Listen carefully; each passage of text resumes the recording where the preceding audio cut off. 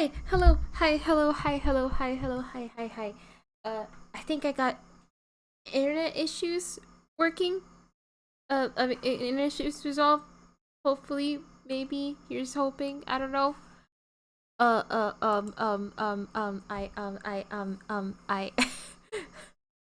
Yeah. There was a bit of there were. I was having internet issues, but I think it should be okay now? Question mark. Okay. Okay. Good. Okay. Good. I forgot where we left off, but we're gonna just jump right in anyway. Ah!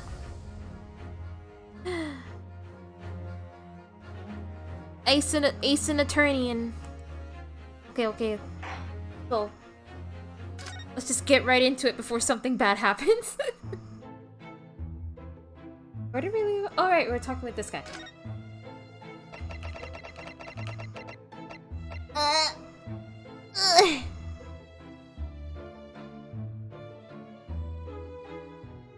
I get to choose the name of your second Pokemon since you drew emotes. Oh, you're doing a Nuzlocke? Okay. If it's... Have you caught a second Pokemon already? Or is it like once you get that second Pokemon, you will name the name I choose?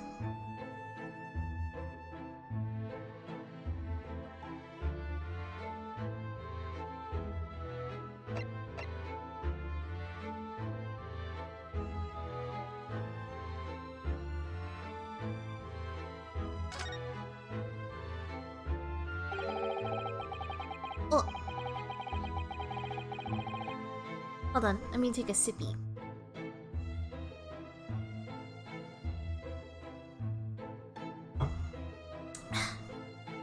Him. Some fishy fellow from the Far East and a failed actor chap of questionable character, eh? Yes, the house does seem to have become something of a magnet for rum fellows of late. Thanks to that bally curse. Oh, did it? Fuck. Ah.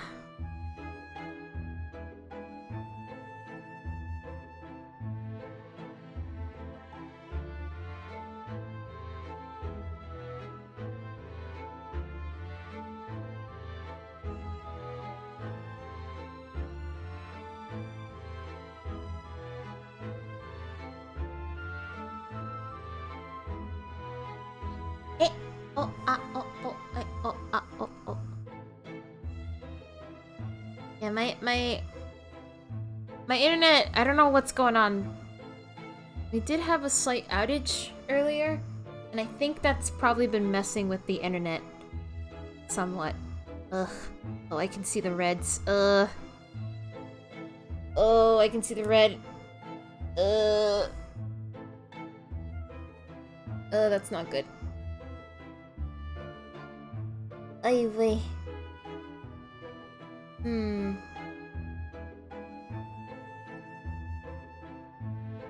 I don't know if tonight, if I can even stream tonight. I was hoping I could, because it seemed to be working, but maybe not. Eh.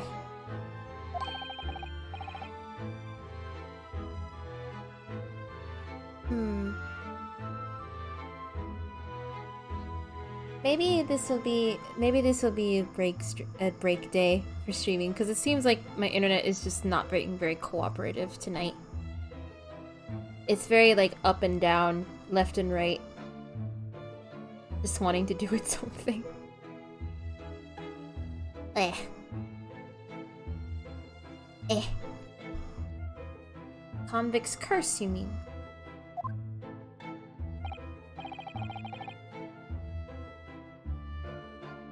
Yeah. It's one of those days, I suppose. It's one of those days.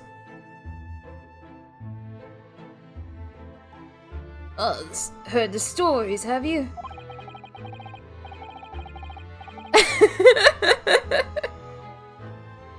Yeah. Yeah.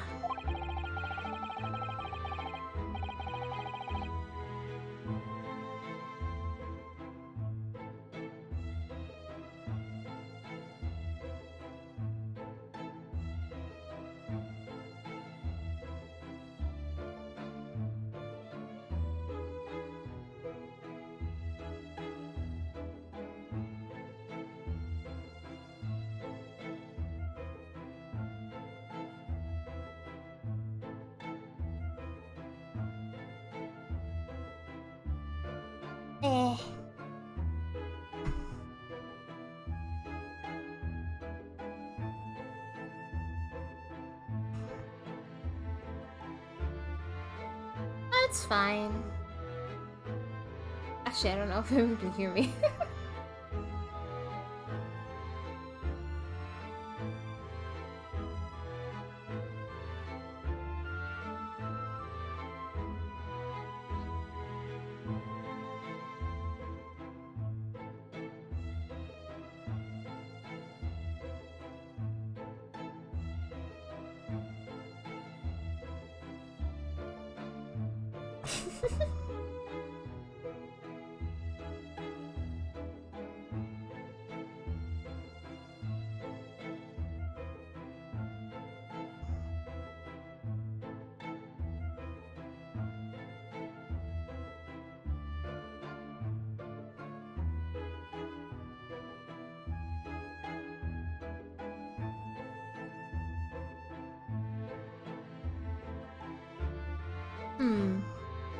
It seems to be working right now.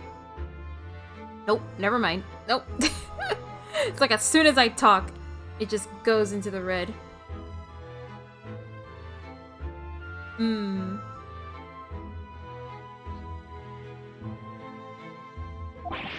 Ah!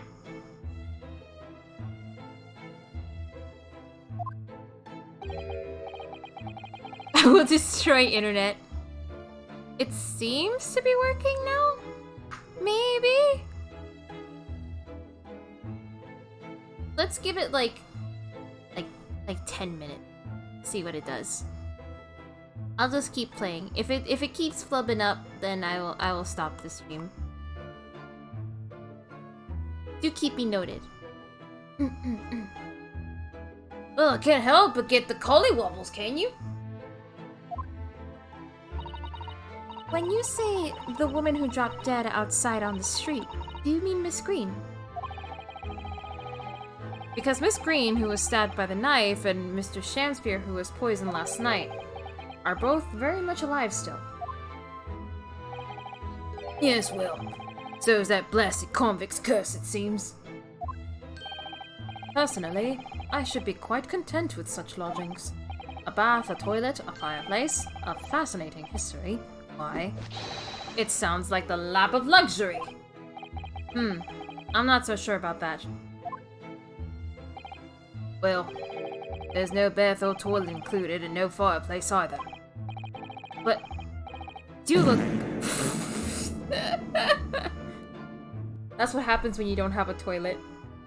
But you do look out for your tenants, don't you? By watching the rise and fall of the flames in your gas lamps up here.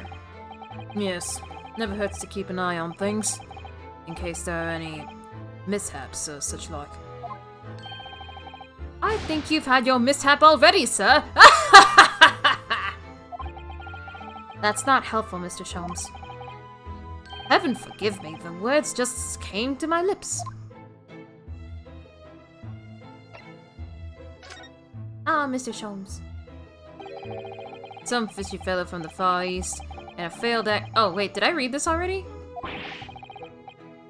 There's no need for that, Mr. Garadeb. That's right. Mr. Natsume is in no way fishy.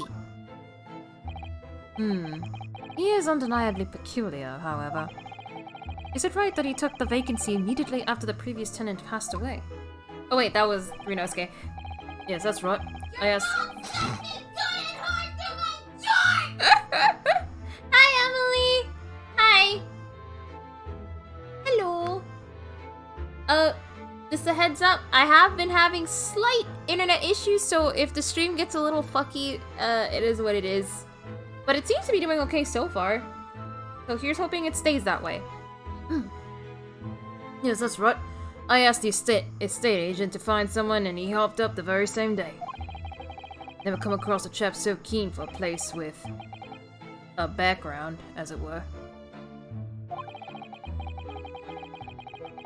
I don't think it was the room's background he was keen on so much as the cheap rent, actually.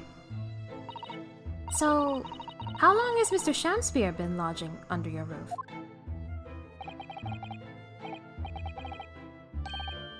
Oh, is this your first, is this your first, like, look at this game? Oh boy, are you in for a treat. This game is something. And I have DLC costumes, so everyone's wearing fancy outfits. That failed actor chip? Let me see. Oh, of course! Yes, it's been 3 months now. Quite sure of it. Only 3 months? It's quite new here too, then. And to what do you owe your certainty in that regard, Mr. Garradeb, if I might ask? Well, it was that Selden scoundrel, as it happens. Selden? The convict, you mean? Do Selden and Shamspeare have some kind of connection, then? It is nice. That convict chap, Selden, passed away in the clink 3 months ago now. See, some malady? Or the... Yes, we've seen the report from the newspaper at the time. Well, it was only 3 days later that the Tragedian? Oh my god, there's so many words I don't know. Tragedian. I'm gonna assume it's tragedian, like tragedy. Tragedian showed his face. The actor fellow.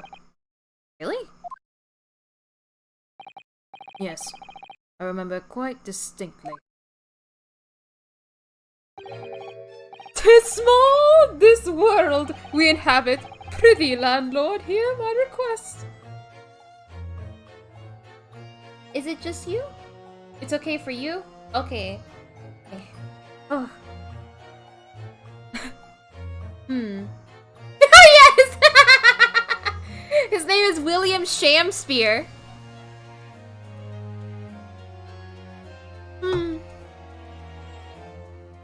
Okay. 'Tis small, this world we inhabit. Prithee, landlord, hear my request. I, the humble Shamspeare, do desire to take thy room on the middle floor, offered erewhile for rent. Terribly sorry and whatnot, but that won't be possible.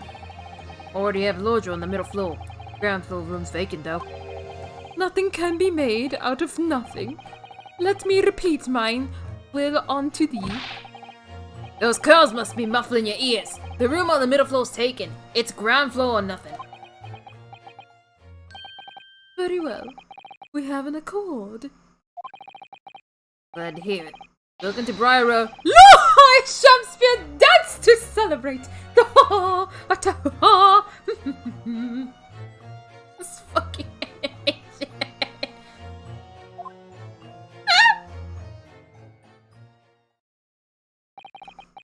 From what I heard in court today, sounds like the chap was thieving gas.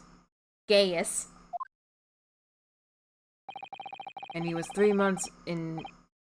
3 months in arrears with the rent, too. Guess the fellow was a bully player, alright? Okay.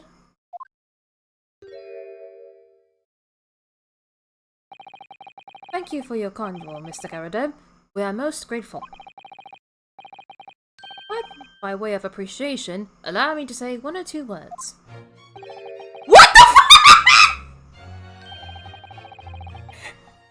Give me my robe, put on my crown. I have immortal longings in me.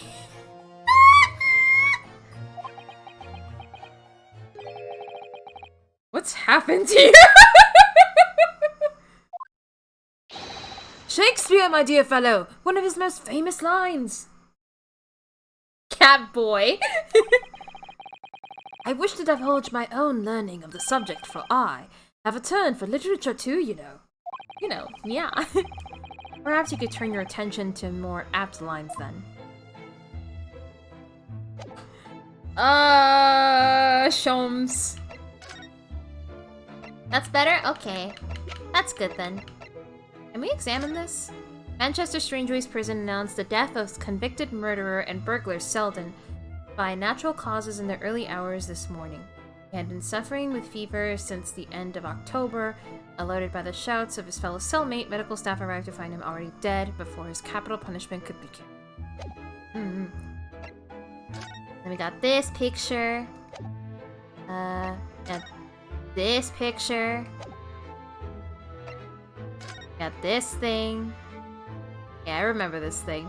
Whee! Right.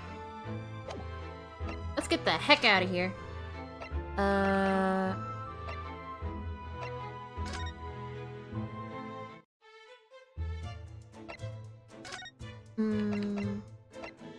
Maybe Soseki has something to say?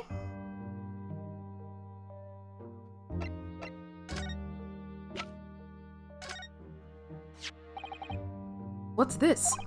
It's a newspaper cutting that we found in Mr. Shamsphere's room. So he knew, did he? Sorry? About this man, Selden. A convicted killer! The evil spirit behind the curse that afflicts my lodgings! Yeah! I love Soseki. He's great. What? He's already taken one young man's life, and now he's trying to take the life of another! A miserable mustache, much maligned Japanese man! Mr. Natsume, if you know something, please, you must tell us. Amogus. Among. Tell us everything you can about this evil spirit. Oh yeah, Soseki is based off a real guy. A Japanese writer. Soseki Natsume. And he's often described as a cat man.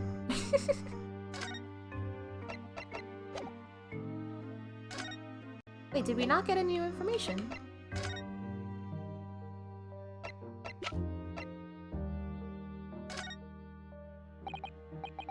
Yeah, they often compare him to a Catman because of his eyes and his mustache resembling whiskers and the fact that he has a pet kitty called Wagahai.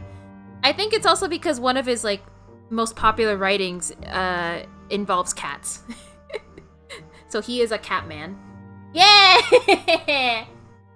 Mr. Natsume, it's nothing much, but...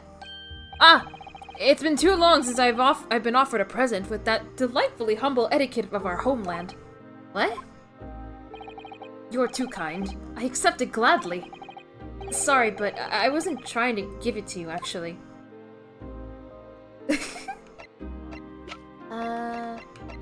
Maybe you can tell us something else. Mr. Natsume, about this receipt. It occurs to me now that it was those confounded books that saw me arrested the first time, too. Oh, yes. I suppose that's true. I spent my precious pennies on them. That's the thanks I get. Now I don't know when I'll read them. No, not when. If! I may very well hate them too much to even open their covers! I don't know that we can blame the books for everything that's happened, Mr. Natsume. He's so funny. Soap? Mr. Natsume, what do you know about this? There it is! That lathery lowlife that took my neighbor's life and sent me sliding into the depths of despair!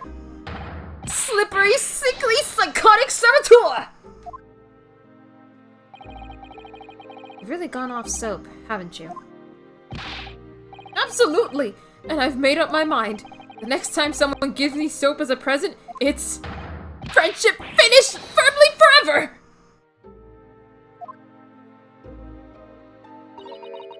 I don't know that we can blame soap for everything that's happened, Mr. Natsume. You don't use soap, Oz?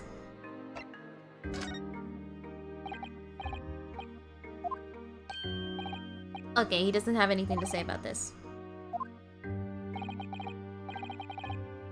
Blaming anything but someone who could have done it. What about the teacups? Okay, no. Blah blah blah blah blah blah blah blah.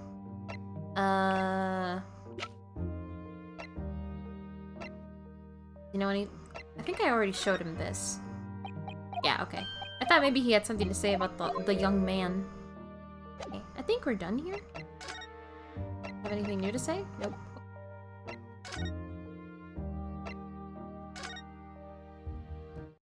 Maybe if we show stuff to Mr. Garadeb, he'll say something new. Newspaper clip. Mr. Garadeb, could I show you this? Been quite a couple of days, as you can imagine. I'm afraid I'm rather tired. Haven't really got the energy in the old eyeballs, to be honest with you. Some other time, then. What about this? Mr. Garrett, could I ask you to look at this photograph? Is that your son who's with you there? No, not at all. He was a lodger here once. Duncan Ross was his name. Duncan Ross. Duncan Ross. Street photographer happened to be passing, so I asked him to take a shot. Just for kicks, really. Look at this graph! Was he by any chance the lodger before Mr. Natsume? Yes, that's right. Ah, so he's the one who died. He doesn't want you to think he has a son with a bowl cut. Ah, the young gentleman who died in the room in mysterious circumstances. Just what Mr. Mustache was waiting for, one might say. Yes, young Duncan lived in the room at the top of the first flight of stairs before that Japanese chap. Would you mind telling us a little more about him? Ah! Yes, Duncan Ross. Young chap was attending art school. Had to work to pay for it, man. Moved into the middle floor room about a year ago, after that criminal Selden was arrested.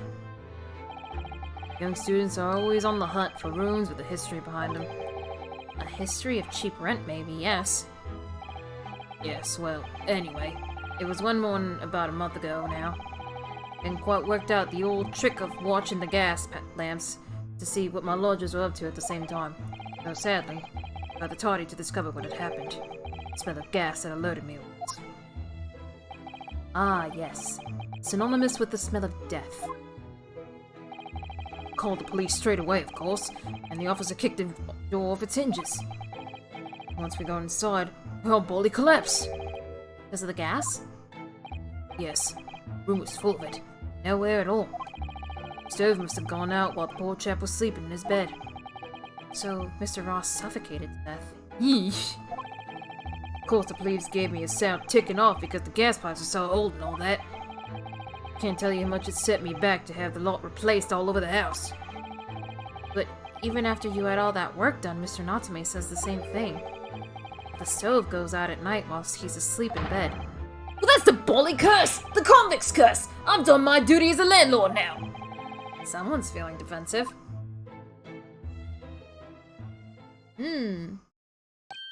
That reminds me, actually. Yes?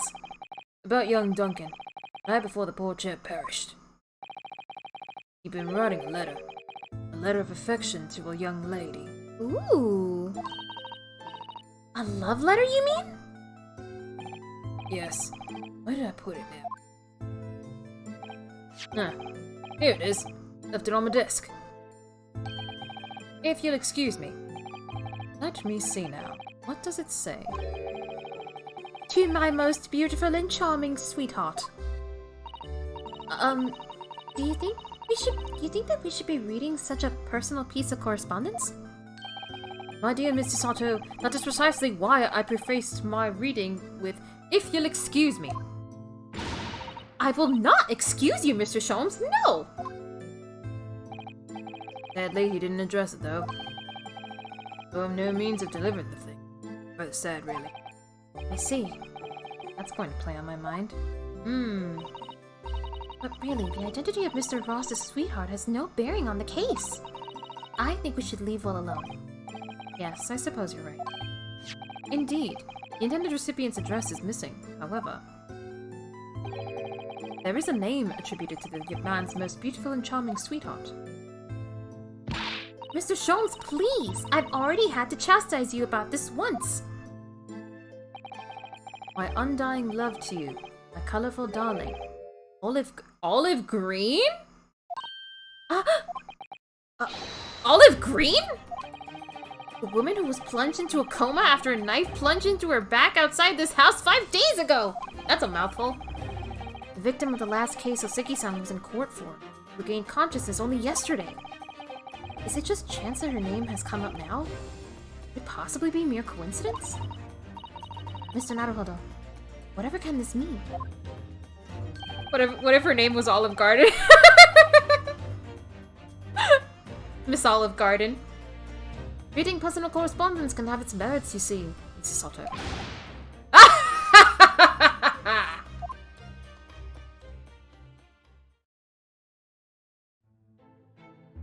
We gotta look for Miss Green. We gotta look for Miss Green. We gotta talk to her, I imagine. Where's she? Rat.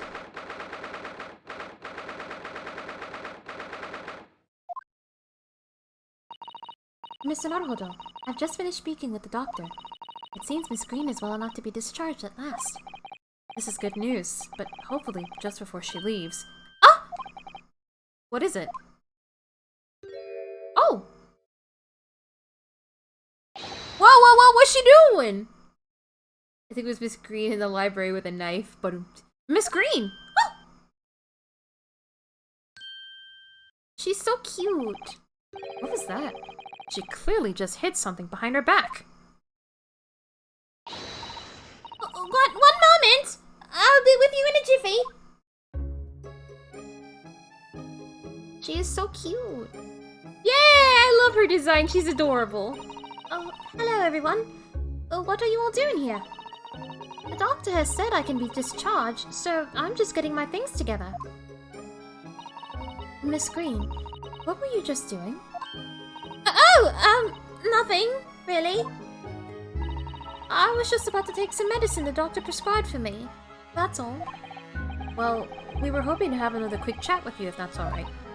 I don't really have anything else to tell you. Alright. She's definitely behaving strangely. Oh, thank you. Thank you. Let's see if we can coax something out of her. Maybe if we show her the picture? Miss Green, we were hoping to ask you about someone. Mr. Duncan Ross. You knew him, didn't you? Oh!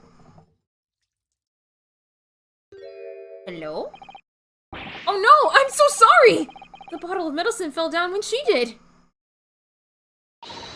Oh, Miss Green, are you alright? She died? No, she's fine. Yeah. Yeah. I'm so sorry. I didn't mean to startle you like that. No, it's alright. I just wasn't expecting it. But how do you know about Duncan? Mr. Ross had been writing a letter when he passed away. The landlord found it in his room. It was a very personal letter. To you.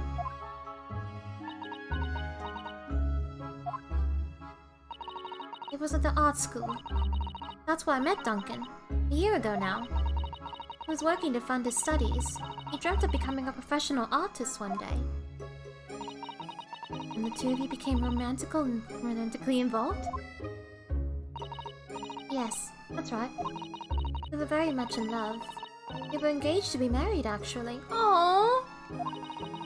That's why he decided to move into a cheaper room. Save money for the wedding. Aww. That's what led him to Mr. Garridub's. Yes. He told me he'd found the worst but cheapest room in the entire East End. And then, a month ago, that's when it happened. Poor girl. We're so terribly sorry, Miss Green. Well, all in the past now, I suppose. Poor Miss Green. She looks desperately sad. I'm starting to think that's just her look. Oh, I see that she has every reason to feel the universe is against her. Oh, poor thing. Maybe she knows something about this? Miss Green, about this. Could you just hold that? Could you just hold that for a moment? Don't move. Sorry? No, the aesthetics are all wrong. Is it wrong that I feel so thoroughly rejected? Alright, let's talk to her. It's wonderful news that you're going to be discharged, Miss Green. Oh, yes, I mean, thank you. Once people are better, the hospital staff don't want them lingering and wasting space. Not people like me, anyway. So I don't think I should keep anyone waiting. I probably shouldn't stand around and chat. Certainly doesn't seem to be in the mood to talk, that's for sure.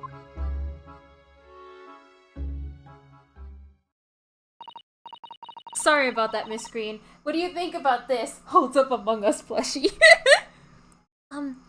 I do hope you wouldn't think I'm being rude, but... Would you mind leaving me in peace now? I have to leave the hospital soon. Oh, I'm so sorry. We didn't mean to hold you up. Of course, we'll be on our way. Mr. Naruhodo! Oh! Surely you were not about to leave. That's quite out of the question. What? Mr. Sholmes! I didn't realize you were here! But of course I was, my dear fellow. Watching intently from the shadows as always. Well, make your presence known next time. Mr. Sholmes, what's this about? Something which occurs to me with some irregularity, Mrs. Soto, is this. Why do detectives insist on such an ex post facto modus operandi? Why solve a case after it's happened, instead of preventing a case before it happens? That is what sets a great detective apart. What do you mean? There is a case waiting to happen under our very noses, Mr. Naruhodo. So let us avert disaster. Let us prevent this case from ever happening. Nothing but careful observation. Alright? All the clues you need are set before you. You need only look, and you cannot fail to see. You can do it, Mr. Naruhodo. I know you can. Is the rat dead? Is the rat dead? Oh no! That's not medicine, that's poison! The rat's dead! Oh shit! Dead rat! The rat ate medicine and died! The mouse seems to be dead. Look, I didn't notice it there before, did you? I think perhaps I drank the medicine that spilled out of the bottle. Oh no! That's what Mr. Sholmes meant by preventing a case. Oh dear. But that's the bottle that Miss Green was about to drink from when we arrived. You don't think... Ah, I see you've come to appreciate the true nature of this scene. That of a tragedy about to take place. Yes, I think it's falling into place. No! Not Ratatouille! Miss Green, the contents of the bottle you had before have spilt out on the floor. The poor mouse that drank it has sadly died. Ah! I think it's clear that the bottle must have contained a powerful poison.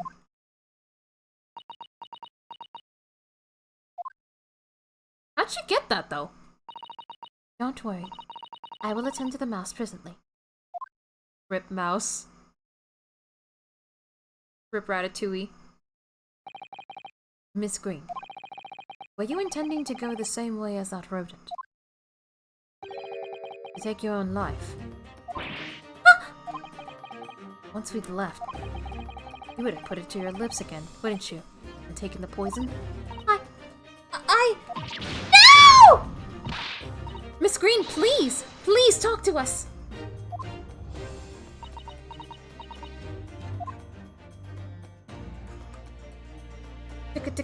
Oh, there's something else here. It definitely feels as though this card must be relevant. I mean, when we first arrived, Miss Green was standing with it in her hands in what can only be described as a very tense atmosphere. Yes.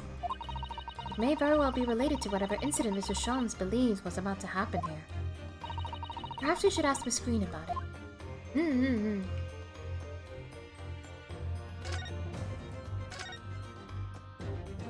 Is there anything else? Oh. Sir Duncan Ross. Who would have ever thought that he was engaged to be married to Miss Green? Lose one's beloved fiancé must be painful enough. But then Miss Green suffered that awful injury. Outside her fiancé's former lodgings, too. They can be very cruel sometimes. Yeah, this is still 2-2. Alright, let's talk to her.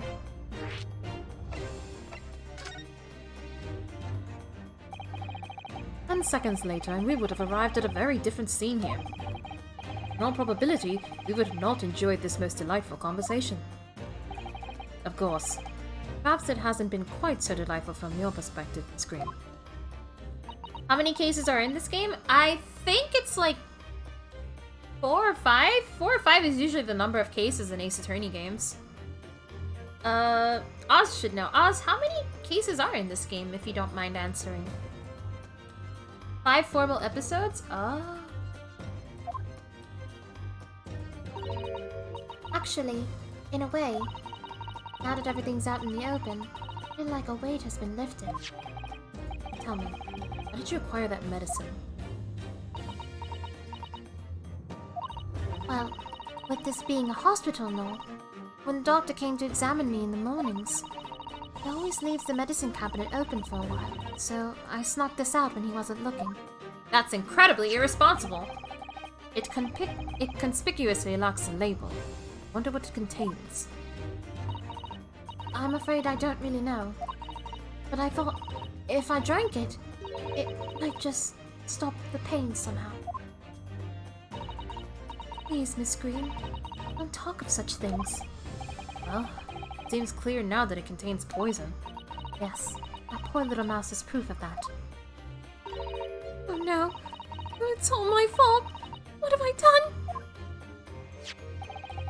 I shall remove this to my office, Miss Green. I take it you have no objection? No, none. I feel so bad for her. Neither the sender's name or address appear to be written on the envelope or the card. It arrived by the post at my home the day before the incident that put me in the hospital here. I have information regarding the death of Duncan Ross. Eh? Come to the Slug and Salad on Briar Road at 5 p.m. on the 17th. Don't tell anybody else about this letter or the meeting. It is a matter of utmost importance.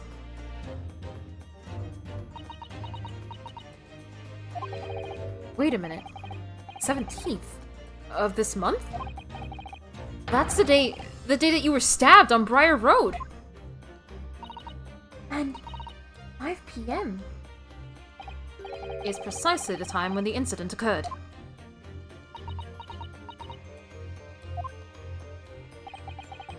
The Slug and Salad, yes. A pub on the northern corner of Briar Road. Briar Road. Briar Road. Being the street Mr. Garadev's house is on. Does this mean that... Yes, I'm sure you've guessed. That day when I was struck in the back by that knife, I was actually on my way to the Slug and Salad. Goodness. Well, that's what you were doing on Briar Road that day. Sorry I didn't say anything before.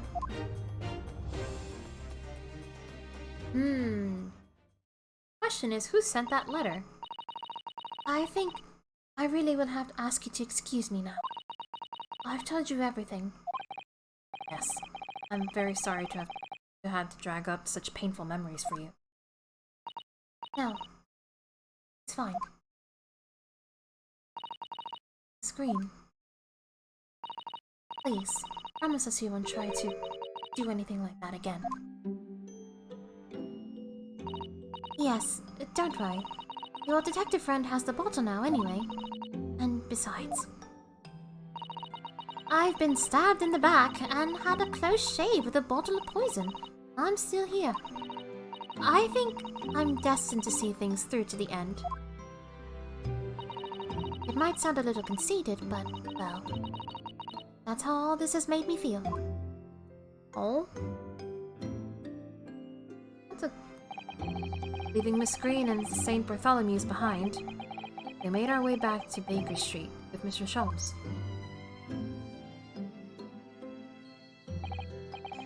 Well, it would appear we've reached the end of the investigative trail for today. Yes, it's late. And Mr. Naruhodo? Did you discover anything that may be of use to you in court tomorrow, do you think? Details about Mr. Shamspeare, Mr. Garrett's lodgings, the convict Selden. There are many facets to this case, and we're yet to see to the heart of it, if you ask me. That's my feeling anyway. I can't help wondering about the results of the analysis. Into Mr. Natsume's tea, you mean? Yes. Will they have found the strychnine in it, or not? Well, I fear that either way, it would be hard to escape the grip of our friend Mr. Reaper. Oh dear. Yes, Barrack von Zeeks. But I wish you every success, of course. And though I was late to rise this morning, tomorrow will be a new dawn. I intend to spring from my bed at the crisp hour and attend the trial. Mr. Sholmes! You're going to come?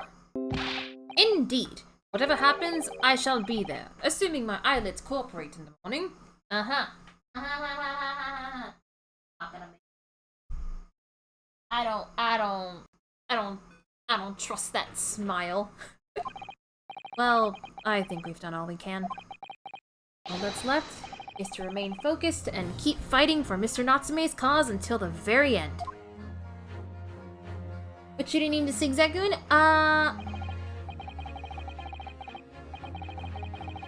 If it's a boy, Charlie, and if it's a girl, Pepper.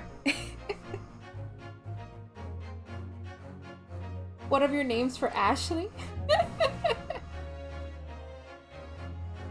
London, the world's most prosperous city, home to some 6 million people. But away from the razzle-dazzle, down back alleys and behind bricked-up windows, the lonely lurk. Oseki-san had battled long and hard with loneliness during his many months here. So I felt honor-bound to battle equally hard for my compatriot, lift the curse that gripped him. As Mr. Sholmes said, tomorrow will be a new dawn for all of us. This is still the second case of the game.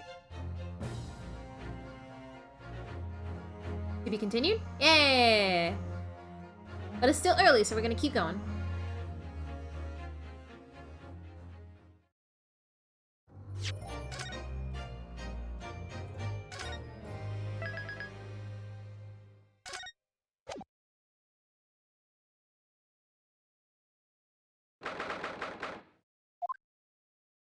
Ah!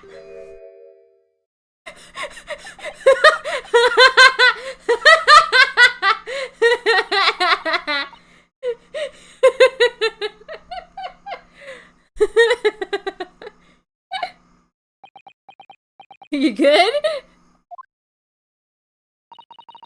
This is it then, Mr. Naruhodo. They're just not gonna they're just not gonna acknowledge it? Yes, it's time to put an end to this now. The miserable curse that has been plaguing Mr. Natsume. Everything. And in my own small way, I shall do everything I can to help you. I always appreciate your help, Mr. Sato. Suffering Soseki selfishly sidelined! Ah! Good morning to you too, Mr. Natsume.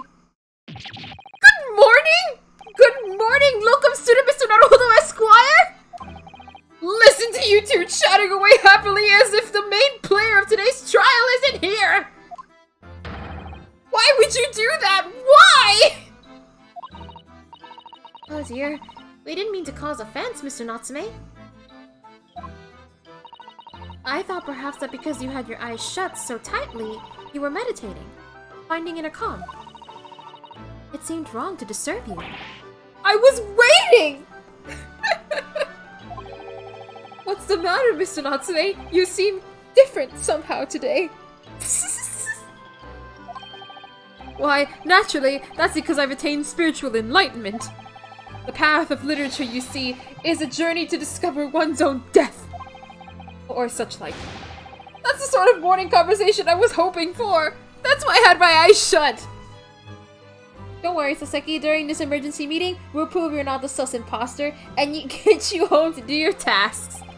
I missed the signs, I'm afraid. Somehow. You have to forgive me. And you mustn't talk of your path leading to you to death, Mr. Natsume. That was just an example! Oh, yes. There it is. Intercom. You barely came to see me at all yesterday. I was sure you'd abandon me and return to our beautiful long-lost homeland. We've not even been in Great Britain for a week yet. Yes, well, anyway. I intend to set everything straight in court today. I'm determined to uncover the truth.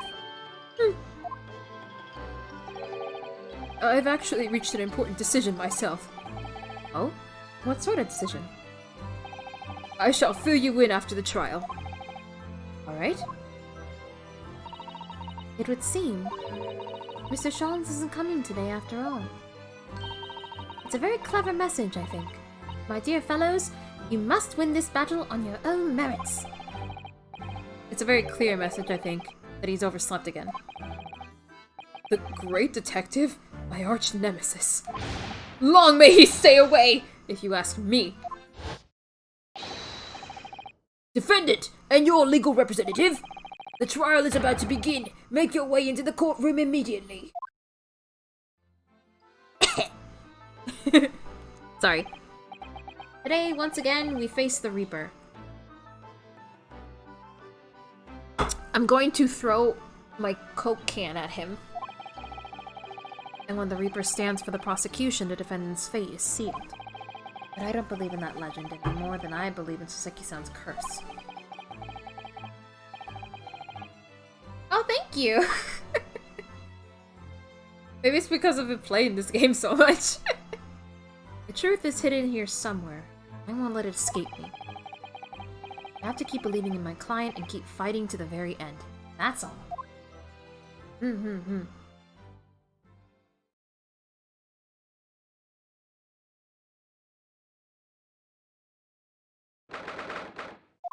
Is it the same jurists? Yeah, it's the same jurists!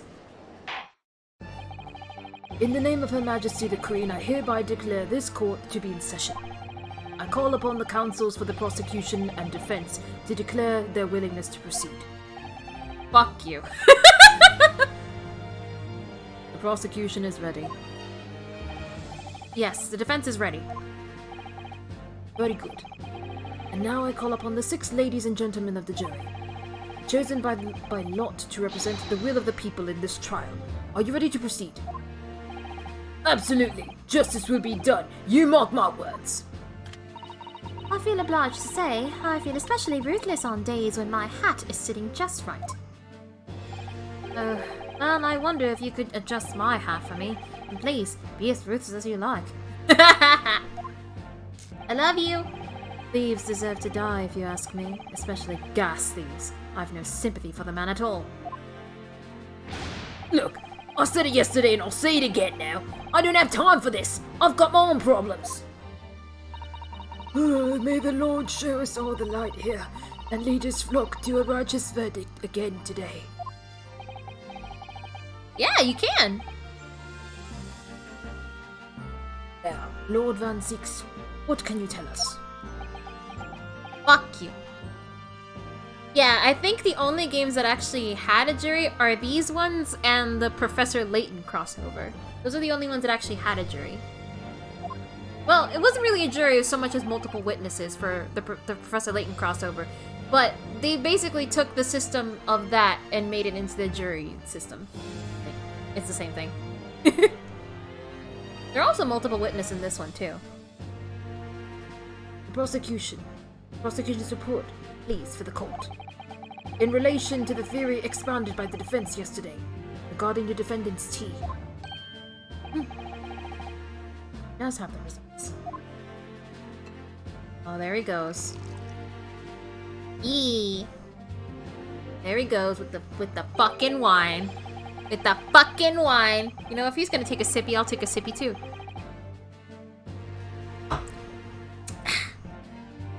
Before the prosecution delivers the black news about the black tea belonging to the blackguard in the dock.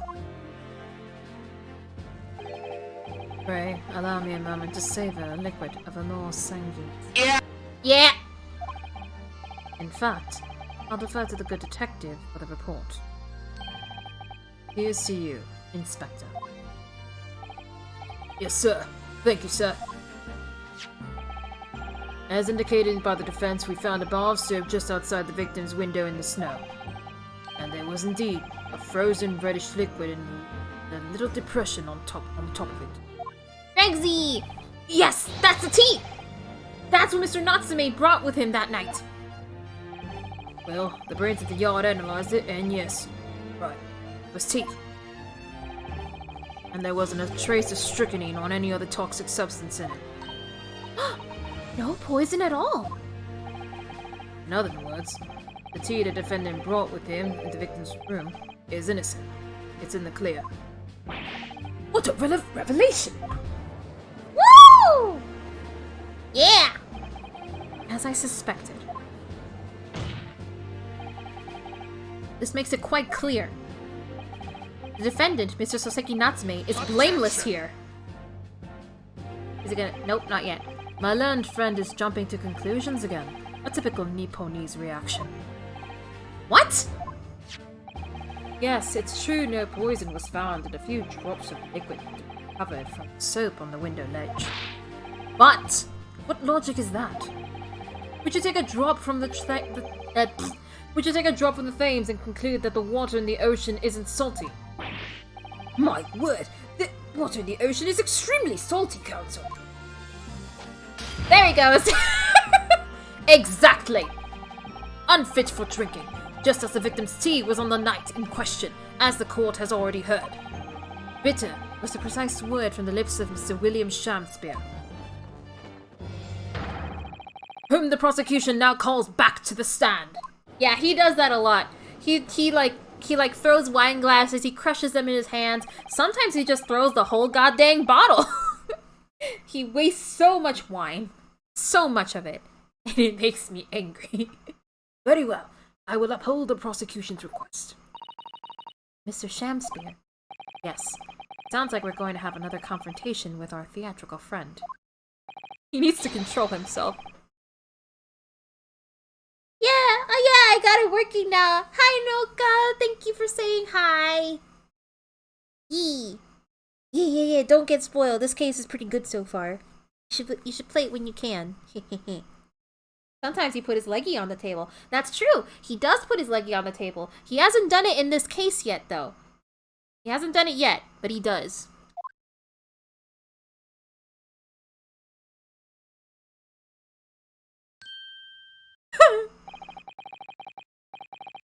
Mr. William Shamspeare, the victim of this despicable crime. Oh heaven, oh hell! Do you command me to remember? Forsooth, 'twas I, Shamspeare, did have a bellyful of the foul fluid given in mine innocence. Yes, but as was revealed in yesterday's proceedings, the witness is not as innocent as we had perhaps first been led to believe.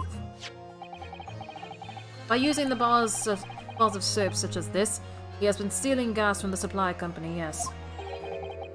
One may smile and be a villain. Forsooth, 'twas I, Shamspeare. Did I have a roomful of the sweet fuel given? That's right, villagers, don't forget, this man is a rotten thief. I haven't forgotten. Kept all that about the us corns a tidy secret, didn't you? You should have owned up sooner. Arrest him, I say! Arrest him at once, and let him feel the sting of my tail! Oh, indeed. By dint of vile and cowardly means have I plotted to further mine own ends, I confess. Thou wouldst not pardon my sins, of that I am sure. If you acknowledge your wrongdoing, what exactly are you doing here? Cowards die many times before their deaths. And for cowards such as I, death be well deserved. But would that a still greater crime passeth unpunished? For lo, the hairy-faced gentleman of farther east than Verona did contrive to poison me! Objection! But there was no poison in the tea found in your room. The police have attested to that. What the defense would assert as an inconsistency would quickly be cleared up by the witness's testimony. Is that not so, Mr. Shamspeare? Verily Truly, my liege, I would most gladly speak. Why does he move like that? Very well. Let the witness testify to explain this inconsistency. Tell the court, why is it that poison apparently entered your body without none of was found in the tea? This guy. There's an unused state they data mined out of Van Zeek's laying across the stand. The Japanese man did come to my chamber with tea brewed in a pot. It wasn't my cup alone that the wicked miscreant secretly poured his wicked poison. Whilst feigning distraction in our debate, did a drop of his own drink pass. When he departed by and by, I did use the tea that remained in his cup to make my coins of ice. Thus 'tis no surprise that poison be not found in the tea I did pour in the molds of soap. Ah, so he's claiming that Soseki didn't drink his tea, and then he used his tea to make the coins. The poison was slipped into the cup after the tea had been poured. The normal way of poison to be administered, in my experience. Quite. Otherwise, it would be disastrous if the poisoner were to mix up the cups, for instance. But no poison bottle was found at the scene. Because, quite simply, the Nipponese took the bottle back to his own room. Did they investigate his room? The absence of the vessel containing the poison only becomes problematic when considering suicide. Ugh, knew that. By now, it should be perfectly clear. A bar or two of cheap soap is wholly insufficient to wash the deep stains of guilt from the accused's hands. Ah! Sirs, madams, 'tis true that I, Shamsphere, be a common thief of gas. But, listen here, ladies and gentlemen! Oh.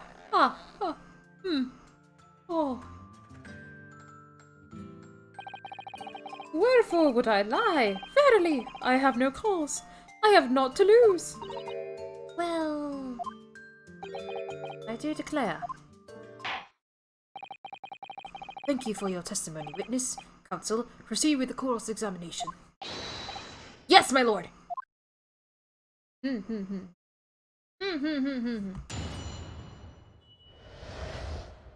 Let's see. The Japanese man did come to my chamber with tea brewed in pot. Doesn't a cup alone that my wicked miscreant secretly poured his wicked poison. Whilst feigning distraction or debate, ne'er did a drop of his own drink pass his lips. Hold it!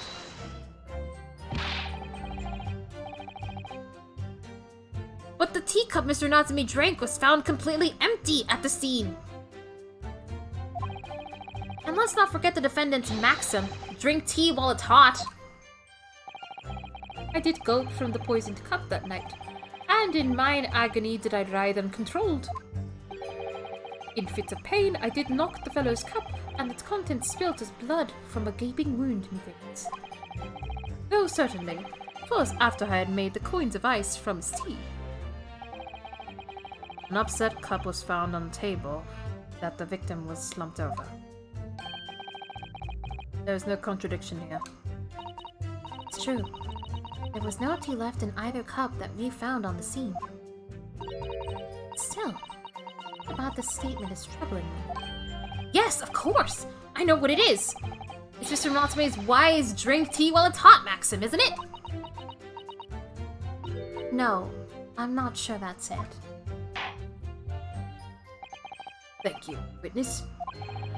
Now reiterate for the court what it is that occupied you after your guest had left and before you drank your tea. I did use the tea, da da da da da da.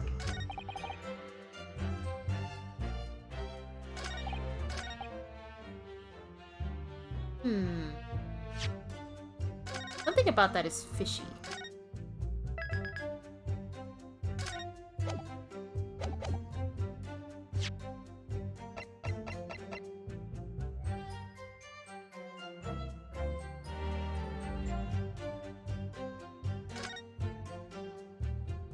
There's like no tea ring.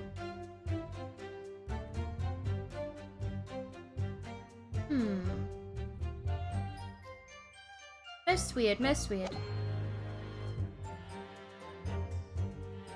I feel like this is gonna be something, but I don't know which. Let me press everything just in case. Hold it! Yes, so that you could cheat the gas company, in fact. Isn't that right? To cheat or to die. His life's only choice. Yes. Faith, to cheat be the wise choice, and mine occupation be not an ugly one. Prithee, dost thou not see beauty in the simplicity of the ruse? No, I don't. And be very sure, sir. Once this trial is over, Altamont Gas will take you to task over this. Legal task. I shall not run. I shall not hide. Sooth to say, I have nowhere to run, nor to hide. But my lady, what wouldst thou with this pitiful player? Oh, I'll tell you what I'd like to do with you. Starting with that with the shoddy shirt on your back. Tis time for a Shakespeare dance!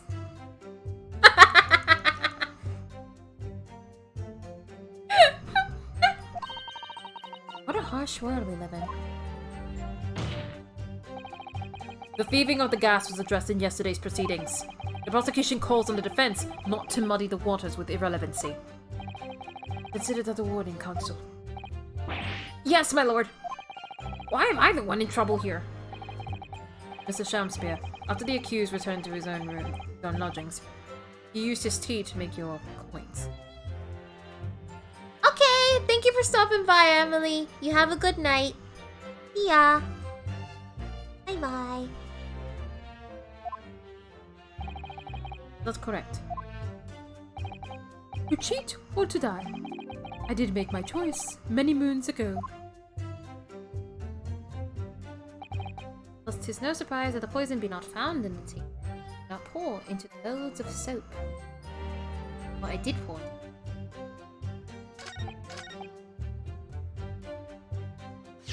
I feel like the teacups are suspicious. Objection! Yes.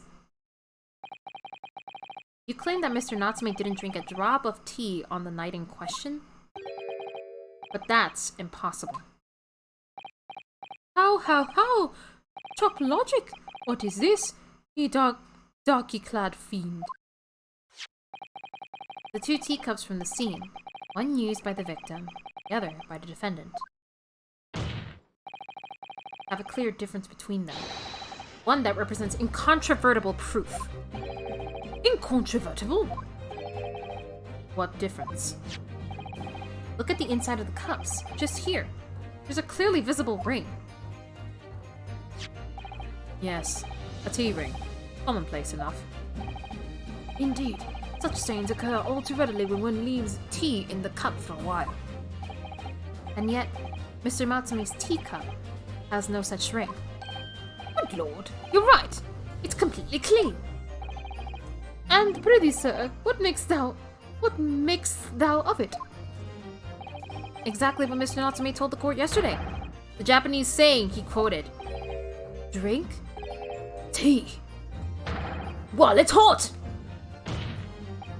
That's right, yes! The jittery Mr. Natsume was true to his usual self that night and drank his tea in no time.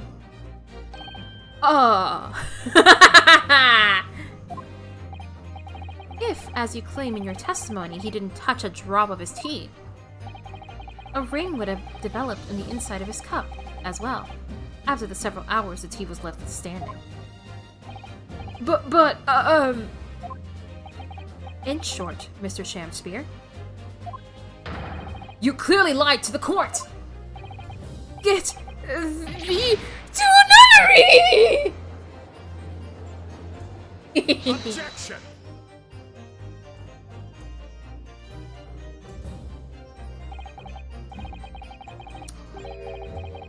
As a rule, I fill my hollow chalice up to 7 times during any one trial. You might want to keep that information to yourself. Yet on occasion, Medium distracts me and I pour more times than I intend, but the bottle's dry. Your drinking habits are fascinating, but irrelevant. On the contrary, they illustrate the fickleness of human memory. William Shakespeare. Yes, my liege?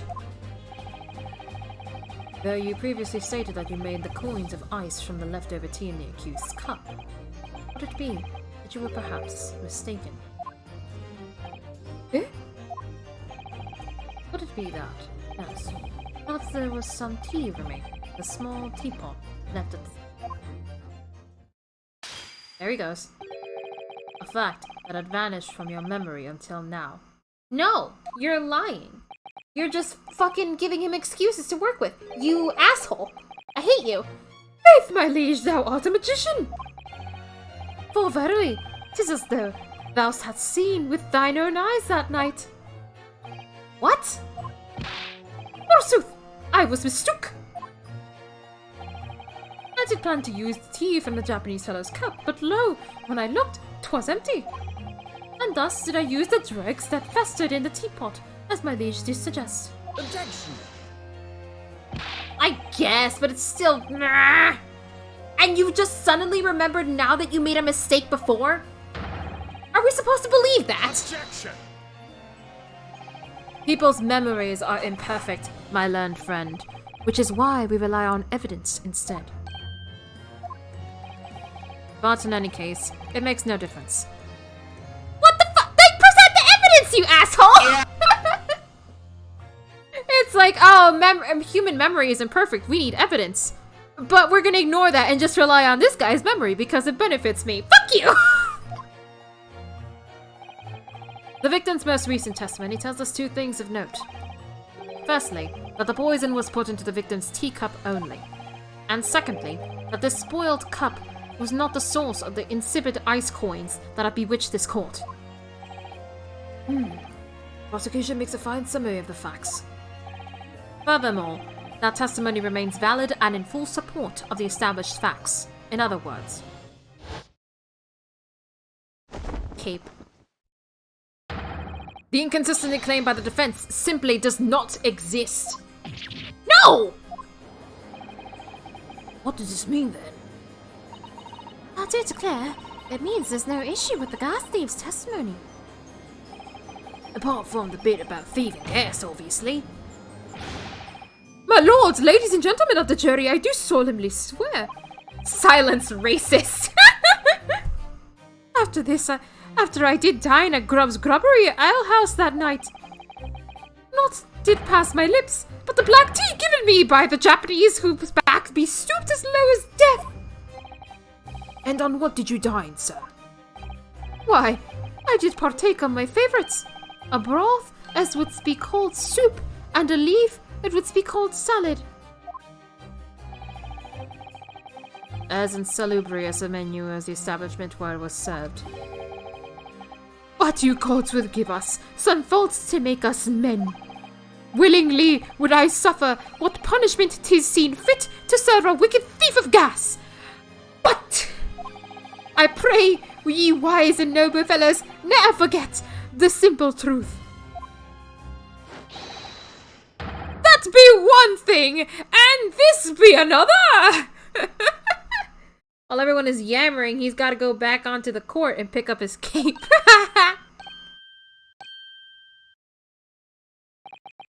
Jurors all, your humble servant Shakespeare does entreat you.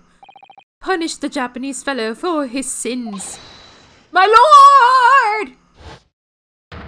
Oh, if I may speak, my lord. Yes, Mr. Foreman. I believe we may have been duped by that rotten defense lawyer. No! Come on! By me? I do declare, you may be right. And we all know the waif there was making coins of ice to keep himself warm. But this lawyer lad said he's been stealing gas. He deserves a dose of poison, eh? He's leading us up on a gone path. That's what he's been doing. I really never said anything like that. But we just heard from the victim there's open all eyes again. We've reached a decision this time, and we won't be swayed from it. The court acknowledges the position of the jury foreman and will duly hear the jury's findings. What? No! You can't yet! Ladies and gentlemen of the jury, you will state your decisions now. Guilty! Guilty. Guilty. Guilty. Guilty. Guilty. Ah, man.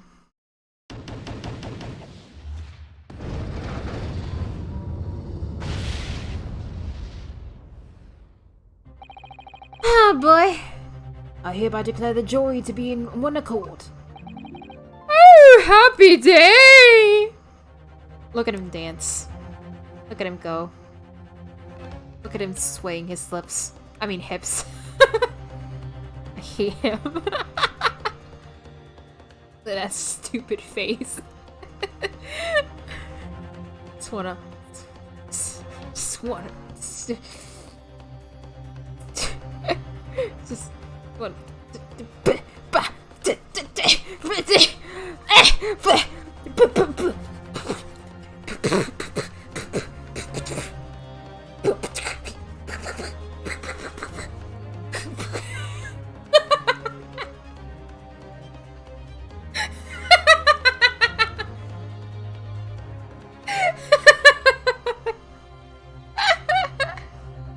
He does not come close to Luke. You're joking.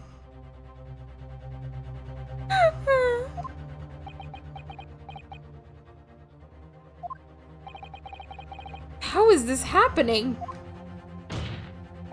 My lord, the defense asserts its right to carry out a summation examination. Very well. The court upholds the defense's right. Typical. My learned friend is unable to accept the obvious truth. This trial will therefore enter its second summation examination immediately. Jurors, the court calls upon each of you to state the grounds upon which you find the defendant guilty of the crime of which he is charged.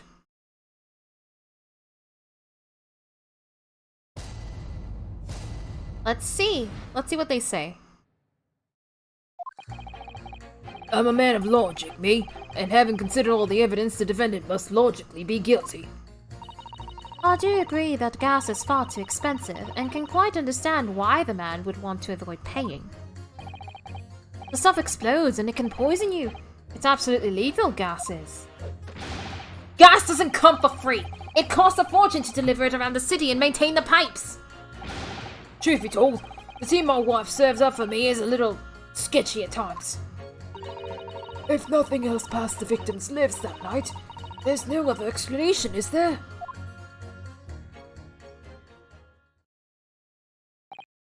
I do feel that perhaps personal opinion about gas and its supply has influenced decision.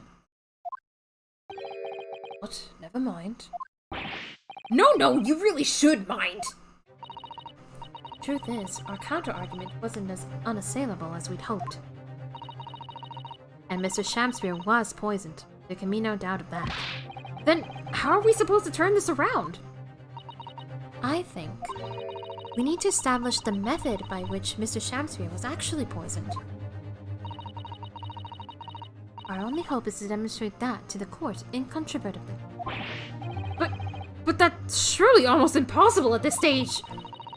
If we don't manage it, though, Mr. Natsume will be found guilty. No delays, counsel. Proceed with the summation examination. Yes, Your Honor. Little mouse. I wish Emily could have seen the little mouse. She would have loved it. Na. Hold it! All the evidence, you say? That's right. And there's no room for doubt. It's all pointing at that Japanese man with a big mustache. Says the Englishman with a bigger mustache. Which means we need to show the man some new evidence to make him change his mind. Only we had that kind of evidence. Don't worry. The summation examination has barely started, really. Perhaps there'll be a shift in the situation that shows an existing piece of evidence in a new light. Let's hope so. To start with, though, I need to find some way out of this deadlock. That's not too expensive. I'll just send one of them out. the right thing. Hold it! Can we please talk about the poison rather than the gas, do you think, sir? Well, if you like. I mean, to be honest, I take poison over gas every time. You take poison? What I mean is, poison can only poison you. It doesn't explode, does it? Goodness me, what are you talking about? Set him straight, please, lawyer man! Well, it's certainly true that poison isn't prone to exploding. But I think you'll find poison also can't light or heat up the room. Ah! You're right! I hadn't considered that at all! Young lawyer man, Yes? you have a good head on your shoulders.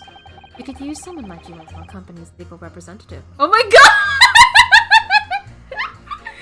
AU Renosuke works for Altamont Gas! Give him a little bee costume! Oh my god, Well, I wasn't expecting to pick up more business in the middle of a trial, that's for sure. Anyway, the point is I haven't had the best experience with gas companies in the past.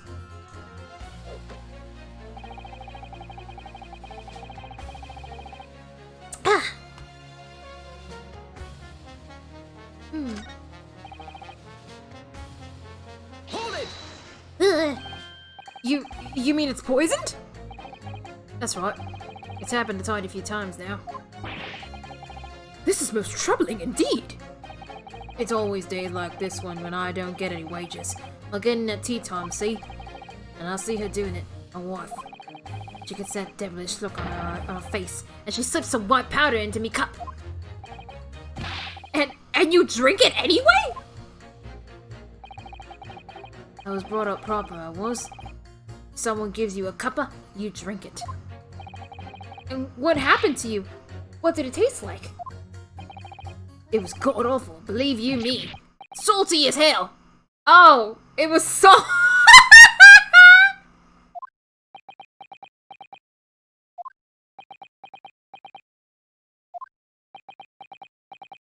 Oh, that reminds me of the time I put sugar on my eggs instead of salt. Then I think perhaps what your wife put in your tea was salt. No! So, she doesn't even care enough to poison me properly? Unbelievable. Let's move on, please. Nothing else past the victim's lips that night. There's no other explanation, is there? Hold it! Does that mean that if the victim should be shown to have ingested something else, you'd change your leaning? Sorry, what's that now? Oh, I was just saying if the victim did actually eat or drink something else on that night. What's the matter with you? Sorry? I said if nothing else passed the victim's lips that night, there's no other explanation, is there? Haven't you been listening to me at all? I feel there's an English expression about a pot and a kettle that's appropriate here. Compared to the other jurors who don't even appear to have anything to say about the case at all. It would seem that this elderly gentleman has been listening to the proceedings far more intently. I suppose. The trouble is... He has selective hearing? Exactly. But still... This juror may well be the key to the breakthrough that we so desperately need. Ugh. This is hopeless. I do think that the only way we shall overcome this difficult situation is by exposing the way in which Mr. Shamspeare was really poisoned. We have to prove that it happened some other way, and not via Mr. Natsume's tea. Yes, I know. The trouble is, I have absolutely no idea how it did happen. Mr. Naruhodo? I wonder if perhaps there's something you might have forgotten. Oh? Like what? It's important to watch everyone involved and pursue people if they react to something someone else says. If you'd like me to remind you exactly what I mean, I'd be more than happy to, of course. Oh yeah! No need! Actually, I don't think there's any need. Vital that we start trying to change these jurors' minds as soon as possible. course. I'm sure you're right. But if you decide you would like to memory refresh, you need only ask Mr. Naruhodo. Ah, Susato, you're right. Pulls out the reverse flash. Hold it! I'll leave him to say blah blah blah.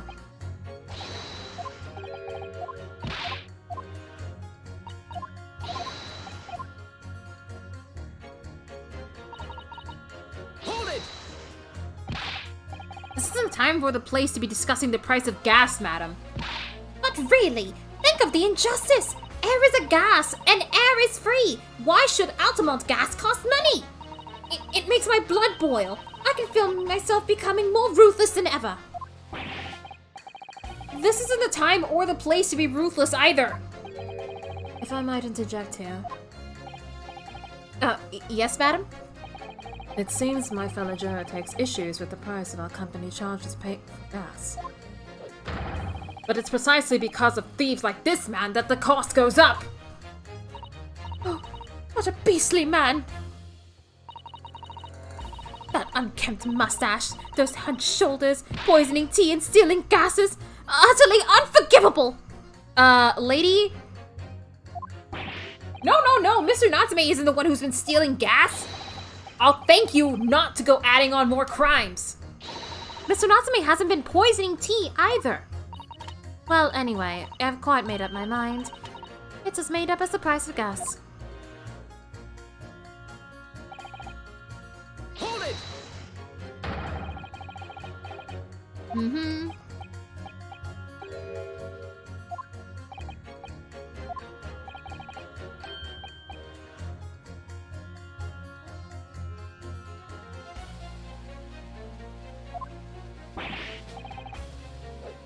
See if anyone says anything.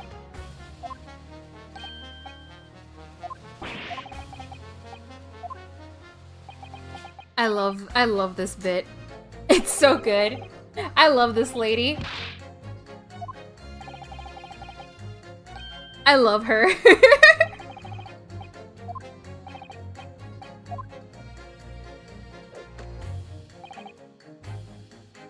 Hold it!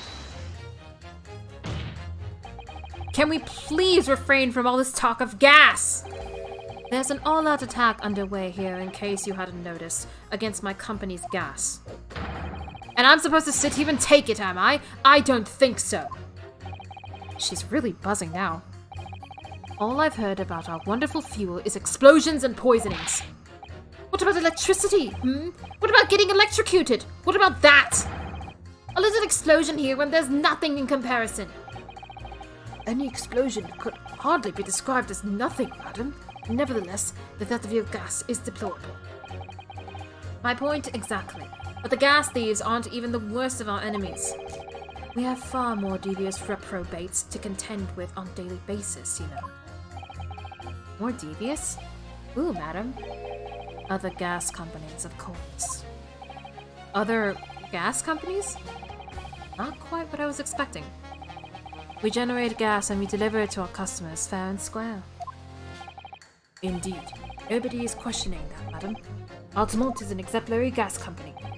But there are other unscrupulous gas companies here in London that don't even have any gas at all. What? But if they don't have any gas, how do they go about selling it to people? You wouldn't think it possible, but they steal our gas, you see, and sell that. They steal your gas? How on earth is such a thing possible? Gas companies like ours deliver gas to people's homes via a network of pipes. But these devious reprobates secretly disconnect our pipes and divert our gas into their own rotten pipes.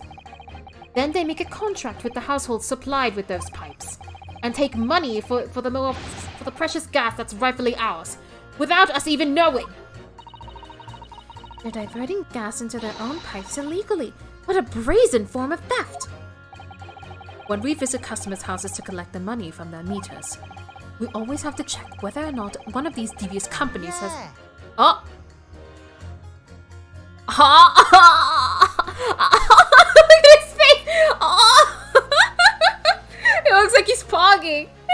Oh!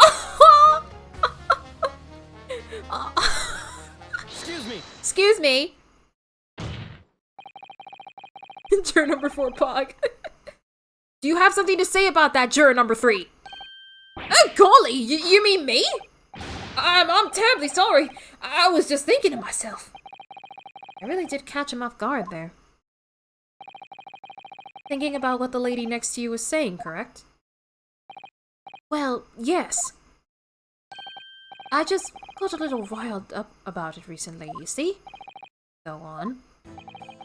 An Altamont gas worker visited my house the other day to investigate the pipework. We need to ask you for your cooperation when we carry out a secret check for your property, sir, the fellow said. So I let him. And do you know what he did? I'm, afraid I have no idea. Please, tell us. He proceeded to take one of my lights off the wall. And then he grabbed the exposed mouth of pipes and started blowing into it. What do you think you're doing, young man? You're giving away company secrets there. Oh, please, everybody knows. But it was very nearly the death of me, I can tell you. What do you mean? I'll explain, if you don't mind. As I said before, these unscrupulous other gas companies connect their customers to their pipe network. Yes, but how does blowing into the pipes come into play? Obviously, there's gas in the pipes, and it's a fairly low pressure. By blowing air through the pipes, you can make the pressure drop temporarily. And if you do that, any lights connected to the same pipe will flicker for a moment. Ah? I see. In other words, if upon blowing into the pipe, the lights of the adjacent property has no contract with your company flicker, you can know that these devious scoundrels have been meddling with the pipes. Exactly, my lord. That's it in a nutshell. It's the reason why we have teams of workers going into around neighborhoods to investigate which lights flicker. The trouble is, the particular worker who came to my house didn't know the strength of his own breath. He blew down the pipe with all his might, and you can guess what happened, can't you? Well, if he blew hard, then... Wait, you mean... That's right. Lights didn't just flicker, they went out, along with the stove. Gas started pouring into the house. What a disaster. The gas supply must have been interrupted briefly because the man blew too hard, so the flames went out. I'm afraid I yelled at the fellow. Are you trying to kill us all? I said. So by disconnecting a lamp and blowing into the exposed gas pipe, Meow. it's possible to extinguish lamps and stoves connected to the same pipes. Oh my god! And then when the gas starts flowing again, it just silently sleeps into the room. Oh! Oh! Oh! Whoa, whoa, whoa, whoa, whoa, whoa, whoa, oh! This is almost certainly the clue we've been hoping for. Juror number 3, the defense requests that you amend your statement to include the information. Oh, well, if you'd like. I don't mind. Well, I do. That's our company's secret method of identifying the rogues that tried to meddle us. Like I said, madam, it's widely known already.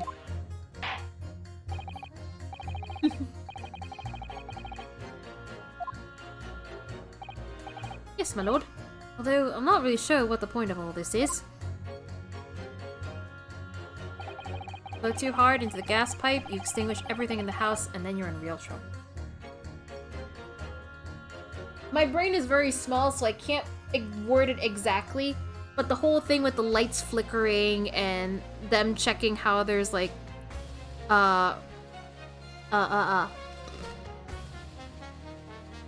gas companies messing with their pipes, and him blowing too hard that it like turns the stove off and like has gas seeping into the room. I wonder if that's what happened with Garadev's house. Because all that stuff happens at Garadev's. Is Garadev? Oh. I'll try. I'm eating French fries.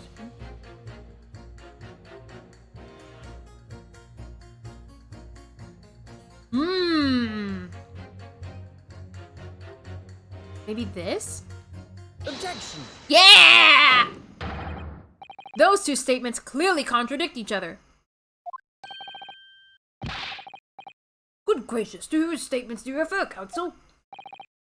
Juror number 6, did you hear what juror number 3 just said? Well, yes, of course. I heard him mumbling about something. There is another explanation here, I believe. Something besides Mr. Natsume's tea did, in a manner of speaking, pass the victim's lips on the night in question. What? What explanation? I wonder, did the police check the mouth of the gas pipe feeding the wall light at the scene? Wait.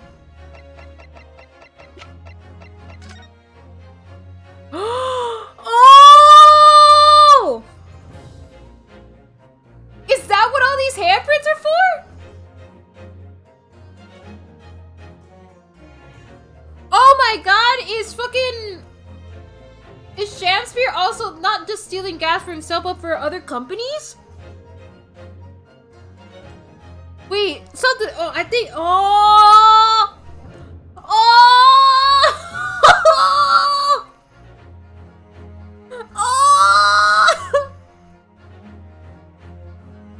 Well, I don't know the exact reasoning, but I know he's doing something. I know, for one thing, he's doing something with the gas. I am on the right track. Okay.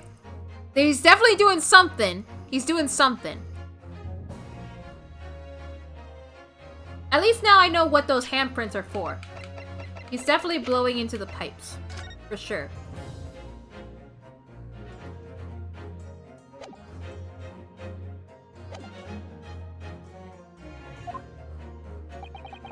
I was curious to see what your floundering would result in this time. The mouth of a gas pipe. Scotland Yards have enough to do without exploring such irrelevance. Hold it!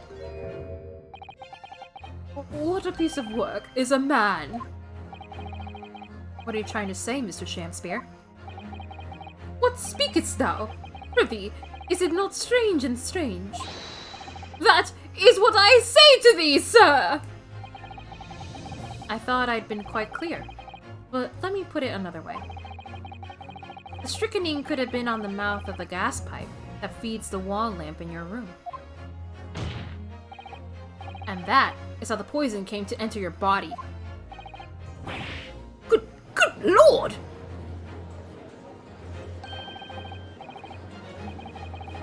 Are they tasty then, gas pipes? Is that what he's saying? It's just, no.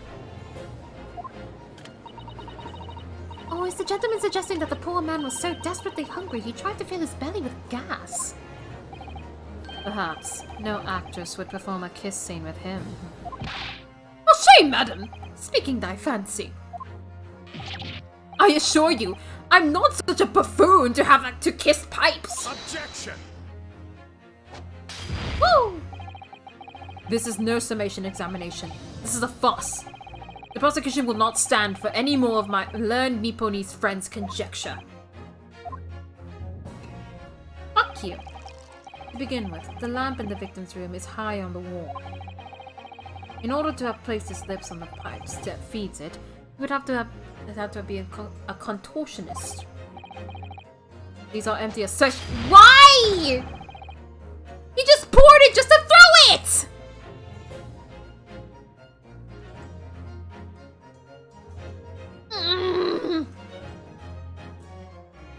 Now, empty assertions. There is no possible proof that the man did as you say. We do have proof. It's true. I have no proof that Mr. Shamspear put his lips in the pipe. However, I can say with some certainty that on multiple occasions, Mr. Shamspear has been doing something in front of the lamp on his wall. And I have the evidence to prove it. Alright, you got our attention, lad. I'd like to see how you can be so sure of yourself. So would I. Let's see this evidence then. Yeah.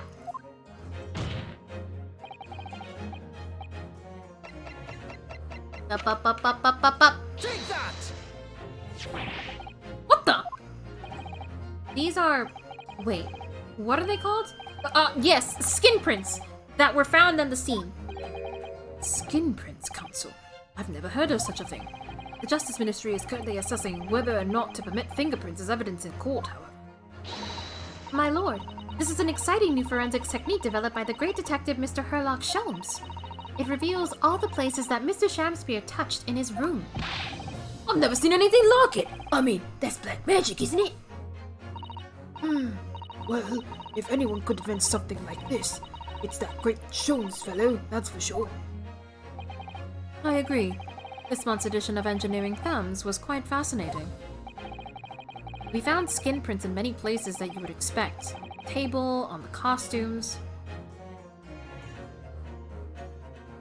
There's something wild to me that using fingerprints as evidence was up for debate at some point. I'm guessing because since it was probably like still very new, maybe they weren't sure. Maybe, was this before they came to realize that every single person had like a unique fingerprint?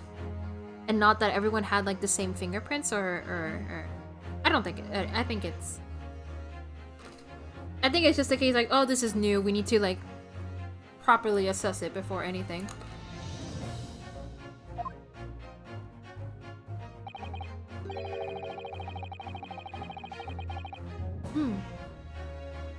However, Mr. Shamspeare also appears to have been touching some very unexpected places in his room.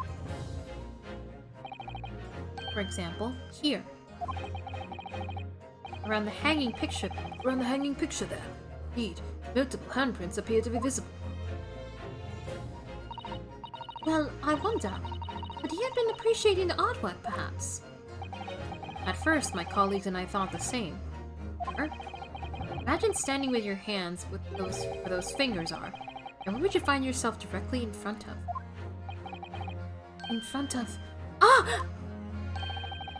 Don't believe it! The gas lamp! Though the reason why isn't immediately obvious, it's clear that Mr. Shamspeare has regularly been standing on it with his hands to the wall in front of that lamp. What? What have you been up to, you nut?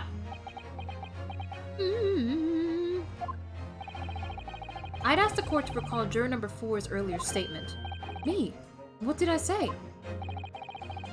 You said that blowing into the gas pipe would make the lights in the entire building flicker. And now, if you recall juror number 3's statement... What, me? When the gas worker who visited his room blew with too much force into the pipe, it caused all the lights and the gas stove to go out, and gas to start leaking into the rooms. Obviously, that incident was an accident. However, the simple fact is... Mr. Shamspeare were to have blown hard into the gas pipe here in this room. He could have extinguished every other light and gas stove in the building at will. Crocky! Are you suggesting that the man purposely caused the gas to... Objection!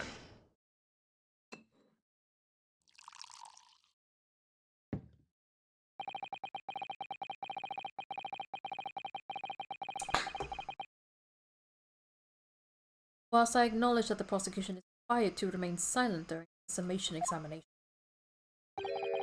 I must toast my learned friend's utter disregard for the letter of the law. What is the meaning of this, Lord Van Dix? I mean, I was... When you said that he felt like he was being choked to death, I kind of just assumed it was the gas. It felt very obviously the gas.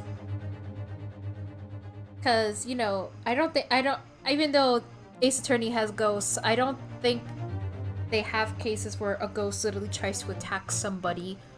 The entire room was like bricked off so no air could have passed by. A young man died from suffocation. Soseki claims that the gas stove does go out at night. It would make sense that what he thinks is something choking him is that he's like near suffocating at night.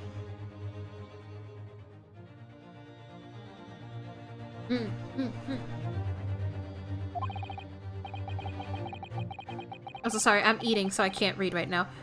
I'm just munching.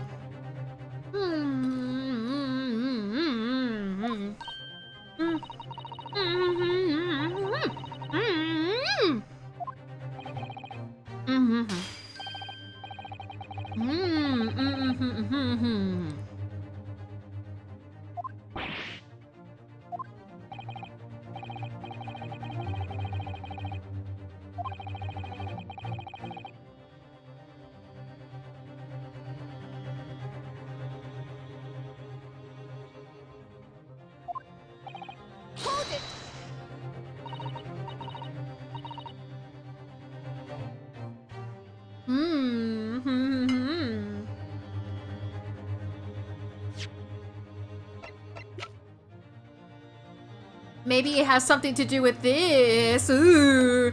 Ooh. Maybe he's connected to this. Ooh. Probably not. Please, my lord, if I may. Mr. Sato? It was not the defense's intention to submit the skin prints as formal evidence.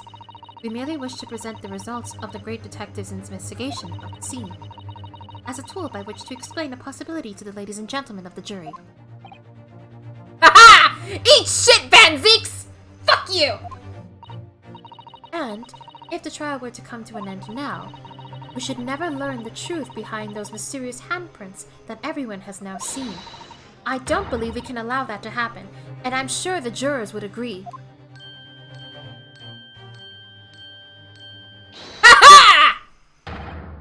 You're right! Whether those strange handprints are a significant clue or not, it's down to us to decide. Juror number 3! Oh yes, I do declare. The Great Detective's investigation results sound absolutely fascinating. And I want to hear what that shady actor fellow has to say about those shady handy prints. Oh!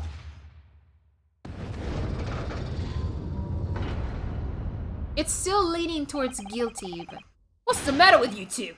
That was foolhardy! Well, I did say it, didn't I? And I don't like to break a promise. No, wait!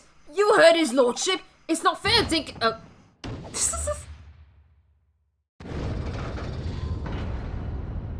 It's even. Oh, well done, Mr. Naruhodo. If just one more juror changes his or her mind, Mr. Natsume's trial will have to continue. Thank you, Mrs. Sato. I couldn't have done it without you. Oh, no, it was you who identified the clue after all. This is very much your success. Ah, look at him sweat! Look at him, like, shaking in his boots! We got you now, Shakespeare! Why, Mr. Shamspeare, you seem to be losing your composure. Just one more juror, Mr. Naruhodo. You can do it! Very well. Continue, counsel. I'm a man of logic, and having considered all the facts, the defendant must be logically guilty. I'm very interested in the results of this great detective's investigation at the scene. We're the ones who decide if the evidence is worthy of consideration or not. Us, the jury. Gas doesn't come free, it costs a fortune to deliver it around the city to maintain the pipes. Truth be told,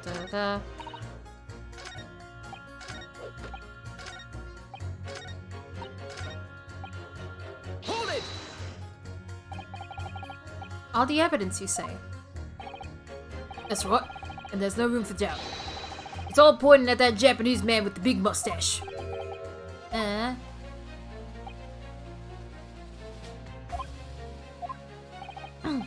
What, your so-called skin prints? It's an exciting new forensic investigation technique, developed by the great detective himself. The numerous handprints on the wall are clearly out of the ordinary. And if Mr. Shamspeare had indeed put his mouth to the gas pipe on the night in question, it can't be denied that there's a possibility that that's where the poison was.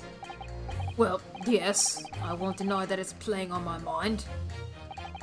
But as the prosecution rightly says, we should pay no heed to unacceptable forms of evidence. And besides... Yes? Even if the fellow has been up to some mischief with the gas pipes dozens of times before, it doesn't mean he got up to the same shenanigans on the night in question, does it? Oh. Can't make your case better than that. I'm afraid I can't change my stance. You do make a very valid point, sir. What? That's true. Perhaps I was a little hasty. No, wait! Look, you've got your chance here, haven't you? So it's time to prove your theory. If you and your Japanese cohorts can, that is. Just leave our nationality out of this, please! Mr. Naruhodo, if we can't substantiate our position, I'm afraid the jurors that changed their minds before may very well change them back.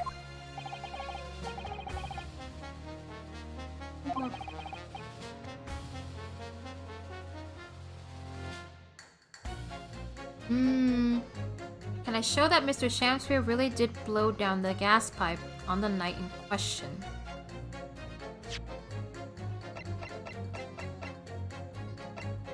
I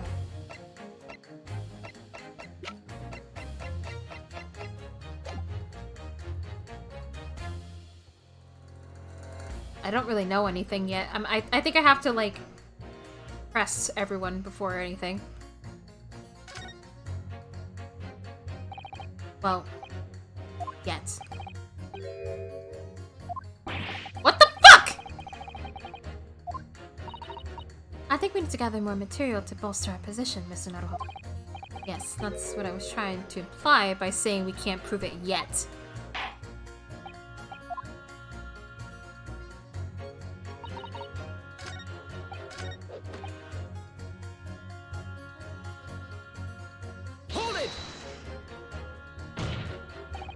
Can we please refrain from all this talk of gas?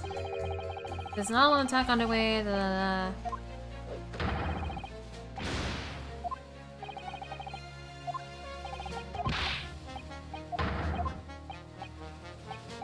And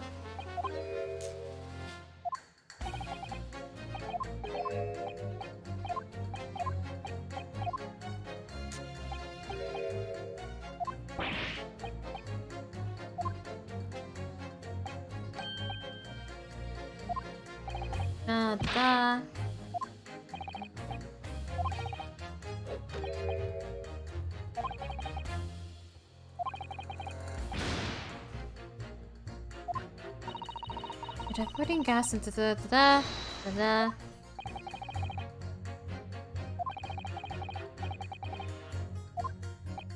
I had no idea. It's almost unbelievable. It might seem unbelievable to you, but it's happening all the time, right here in the capital. It's very difficult selling something you can't see, you know. Very difficult indeed.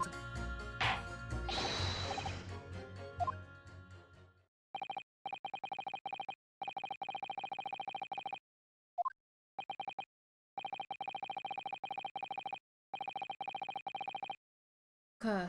So if my learned friend wishes to become an expert in gas, I believe the subject will suit him. Your new career in nothingness. Fuck off. Thank you so much. You turn your attention to the next year's session, please, Council.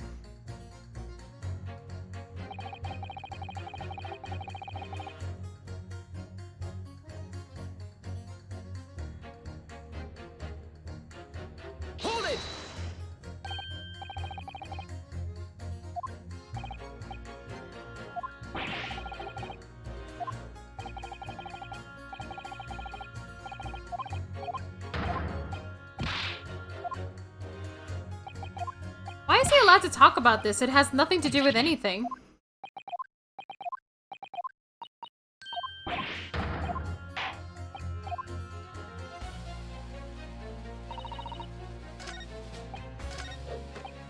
I think it's her testimony.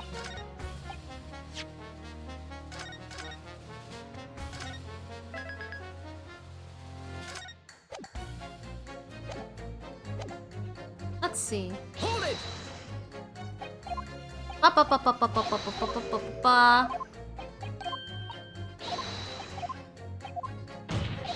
Look at them going fast.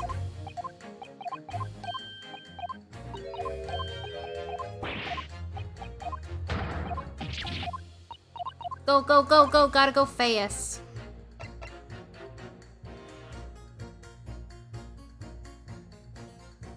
Your Honor, Among Us.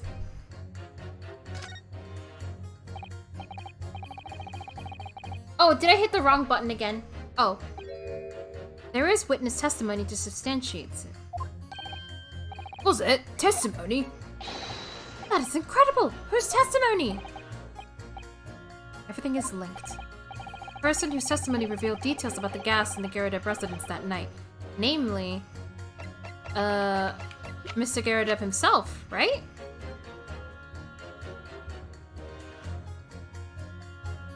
Take that!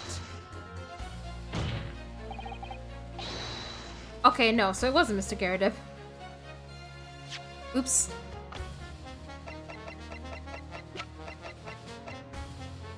It probably had to be her then. Oh well. You did tell us about the, like, what he, like, with the gas. Ah.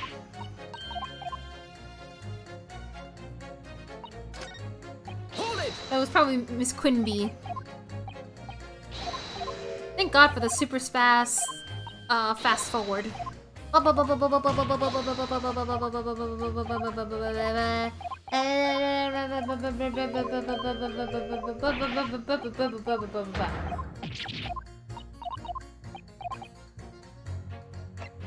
Supporting testimony.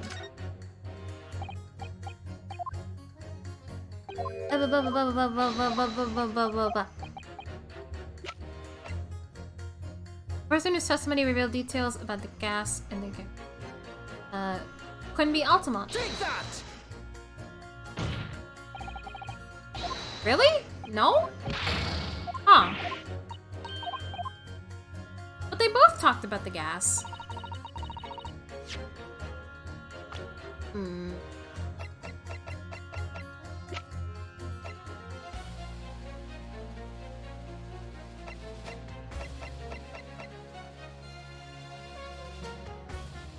I feel very stupid.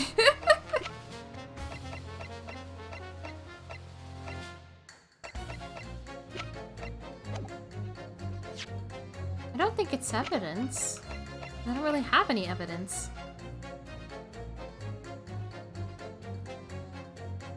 I guess not. I guess Soseki, but like...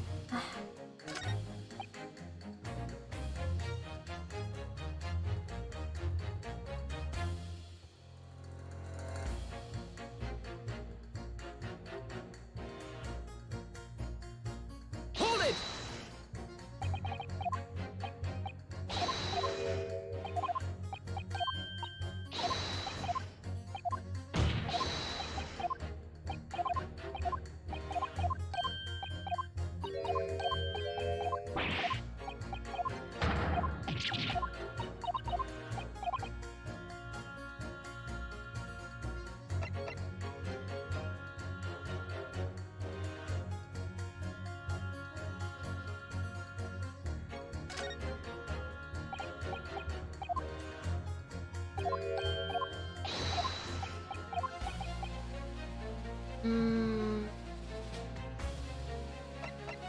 It's either Soseki or Shamspear, I guess.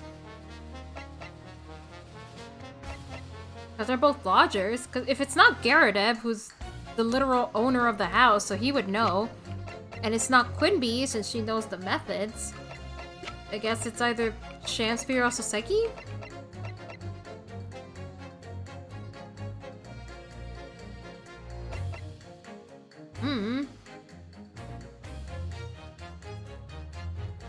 I feel like I'm wrong either way. Take that! I'm wrong again!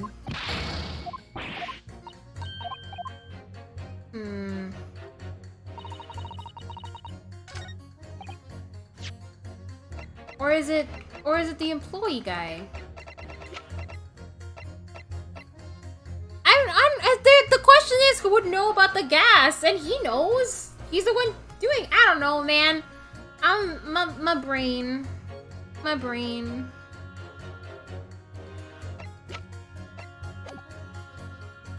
brain is kind of poop right now.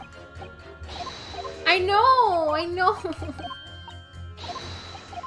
I know, I just feel very stupid. I'm sorry. I just feel very dumb right now. My brain is all mush.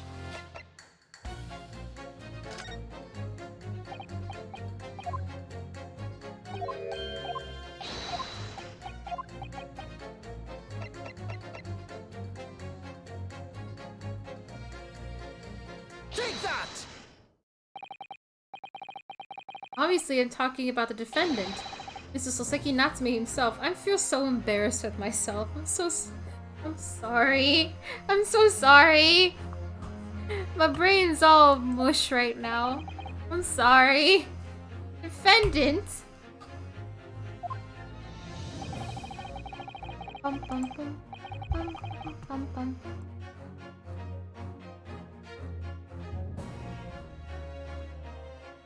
Oh boy. At the very beginning of the proceedings here in court yesterday, Mr. Natsume said the following. My lodgings! There's been a whole series of strange happenings in my lodgings! Even on that fateful night it happened, when I returned from Mr. Shamspeare's room. I lit my gas stove and climbed into bed, but before long, the stove went out, and somebody tried to kill me! On the night in question, the gas in the defendant's room went out. So I asked the court, was that a mere coincidence or not? Good golly. So that Shamspeare fellow blew air into the gas pipe to make the man's stove go out on purpose? Now hold your horses there! What would he do that for? Mr. Foreman! What is it, man? We can't allow judgment to be passed while this doubt remains. It's true that I don't have conclusive evidence yet, however. You must surely agree there is more to this case than meets the eye. Ugh.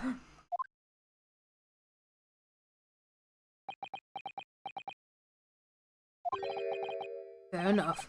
Like I said at the outset, I'm a man of logic, first and foremost.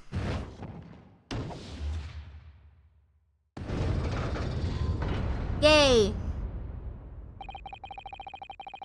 4 jurors leaning to not guilty, my lord. You've overturned the decision. Therefore, the defense calls for the trial to continue.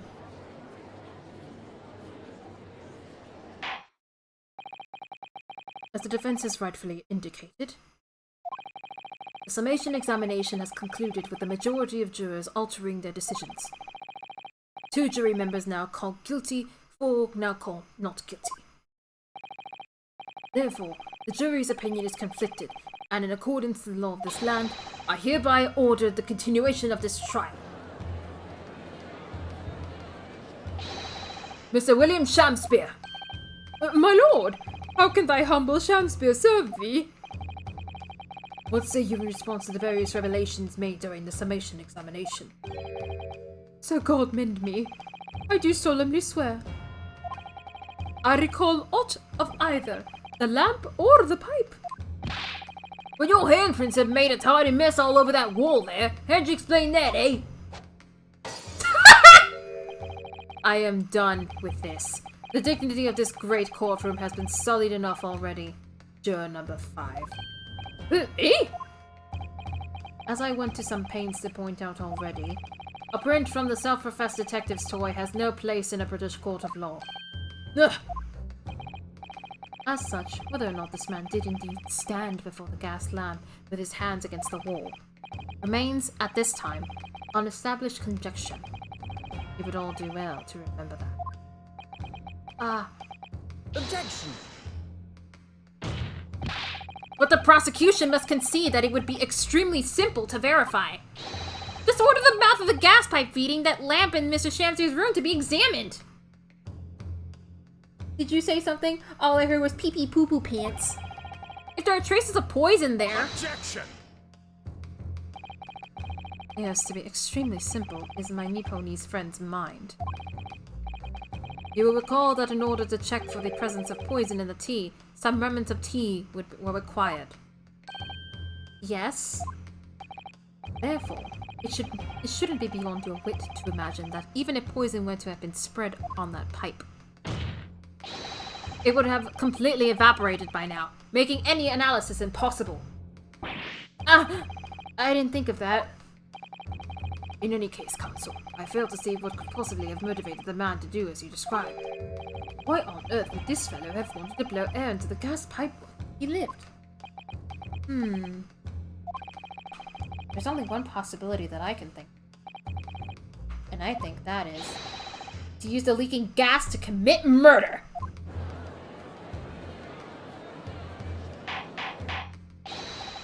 Order! Order! Counsel! precisely whose life do you propose this man was plotting to end? The answer couldn't be simpler. Now we've unraveled the mystery this far. Mr. Sandspear wanted to end the life of... Take that! him.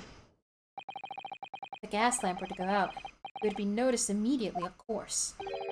But a gas stove, on the other hand, would be silently extinguished by the killer without anyone noticing. I live around those parts myself, so I would know what it's like. I can tell you, trying to sleep without the stove lit is pretty much suicide. You'd freeze to death in no time. Mr. Garrett, the landlord, has a large fireplace in his part of the residence on the top floor. In other words, it wasn't the landlord, but a fellow lodger whose life Mr. Shamspeare was trying to end. Outrageous! I'm talking, of course, about the defendant.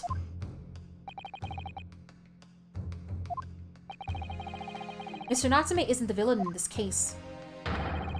He's the victim this man was trying to murder! Good gracious! Objection! The accused is actually the aggrieved? Interesting. However, the fundamental facts of the case remain unchanged. Namely, that the accused is the aggressor here. What? How can you still claim that? Let us indulge your fancies for a moment and assume that there was indeed poison on the mouth of the gas pipe. The question that then arises, who put it there? Who did put it there? The only logical conclusion is that the person responsible was aware of this man's trickery with the gas supply and his intent to kill. Yes, that would indeed seem logical. If the assailant were unaware, how would he or she have known to lace the end of the gas pipe with poison? So now we must ask, how could anyone have known of Mr. Shamspeare's murderous designs? You mean to suggest... Naturally. The sole possible answer to that question couldn't be more obvious.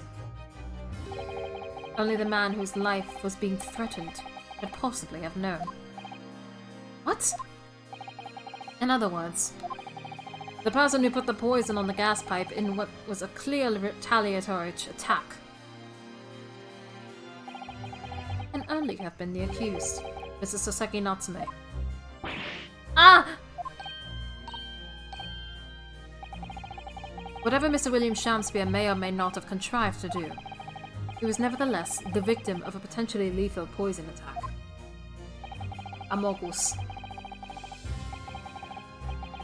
And the only person who could have possibly have perpetrated the attack is the accused, Mr. Natsume.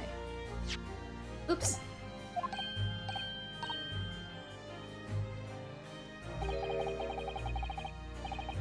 The defense's counsel theorizing has failed to avert suspicion from the accused. Far from it.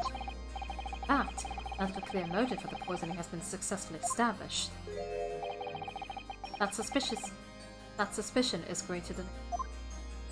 Oh boy. Did you not agree, my Nipponese friend? Ah, boy, oh jeez, oh gosh, oh jeez, oh gosh, oh gee willikers. Ah! Ah! Ah!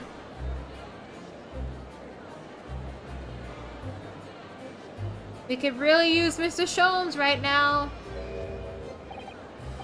Oh, how did he manage to turn that around me so rapidly? Mr. Naruhodo, you must respond. Otherwise, the members of the jury may very well change their leanings against us again. And this may be our last chance to gain the advantage. What advantage? Well, it would seem that somebody put poison on the gas pipe in Mr. Shamspeare's room. So we must name that person now and absolve Mr. Natsume of guilt.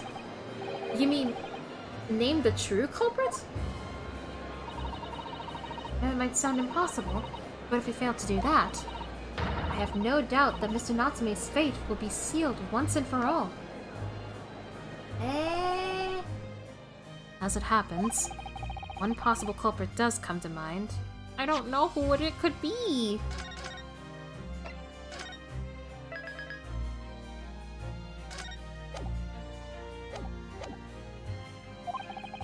The evidence, poison, it's all pointing to a particular person now. Oh, what the fuck? I mean, I was thinking that, but like, I thought like she couldn't have done it because she was hospitalized. No? How could she have done it if she was hospitalized? I don't know, man. I can't think straight. So many twists and turns. My brain is mush. The prosecution calls to the jury to consider their leanings again. I trust you'll make the correct choice this time, Mr. Foreman. Whoa! Don't you worry. Objection! No!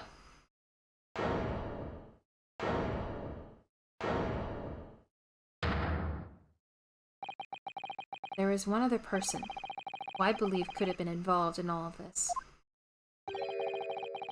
The true culprit of this crime. The true culprit? A term found only in second-rate novels featuring third-rate great detectives by Nipponi's friend. But why not? This farce has gone on for so long already, I see no reason to cut it short before its disappointing climax. Thank you. Tell us, my lone Nipponi's friend, what is your latest theory? Who is the so-called true culprit of the crime? I mean, I guess, but like, I don't know. It'll explain itself surely enough, because I'm just shooting in the dark. I'm a big stupid brain. Take that! The name of the person responsible for the poison that afflicted Mr. Shamspeare is, I believe, Miss Olive Green. Miss Olive Green? Miss Olive Green? I do feel as though I've heard that name in the recent past, Counsel, but I don't recall where... Miss Olive Green? The woman from 6 days ago?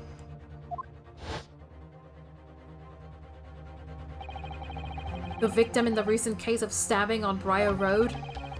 An incident for which Mr. Natsume was arrested, I hasten to add. Oh, of course, yes, Miss Green! She was left comatose for 3 days, I believe, but I hear she regained consciousness 2 days ago. Oh, okay. Now how did it remind the court that Mr. Shamspeare's poisoning took place 3 days ago? Given that the woman was lying comatose in the hospital bed at the time, she appears to have a rather fine alibi. Yeah, that's what I was thinking. True.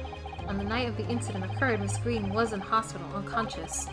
So on the face of it, it would seem that she couldn't possibly be responsible, but still. My colleagues and I visited Miss Green hospital yesterday, and we found her in the possession of a bottle of poison. Gracious! She had poison?! And there is another fact that links Miss Green to this case as well. The defense requests that she be brought to the witness stand in order to explain the details of the... Tell me, Mr. Shakespeare. My lord, pray, what be thy bidding? Are you acquainted with Miss Green? Eh? No, never heard of her. Judging by the look of Mr. Shamspeare's face, I think perhaps he genuinely doesn't know her. At least, not by name. As the voice of Her Majesty's prosecution here, I adhere to my word. We will see my learned Nipponese friend's farce through to its conclusion. I appreciate that. The prosecution requests a short recess, my lord, in order to subpoena the witness and bring her here. Yes, Miss Olive Green. Indeed, ma'am. 1 hour should be sufficient. Very well. I grant the request. Excellent. Oh. The defense has made a most extraordinary accusation, I must say. But at the present time, I feel the prosecution's argument remains largely uncontested. Accordingly, I'm afraid the defendant and his culpability remain the sole subject of this court's attention. Thank you, counsels. We reconvene in 1 hour. Court is adjourned.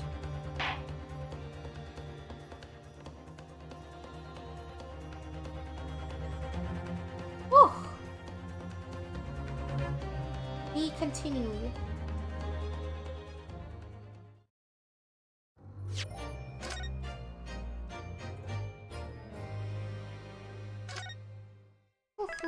that was not my best show, I must say. My brain hurt.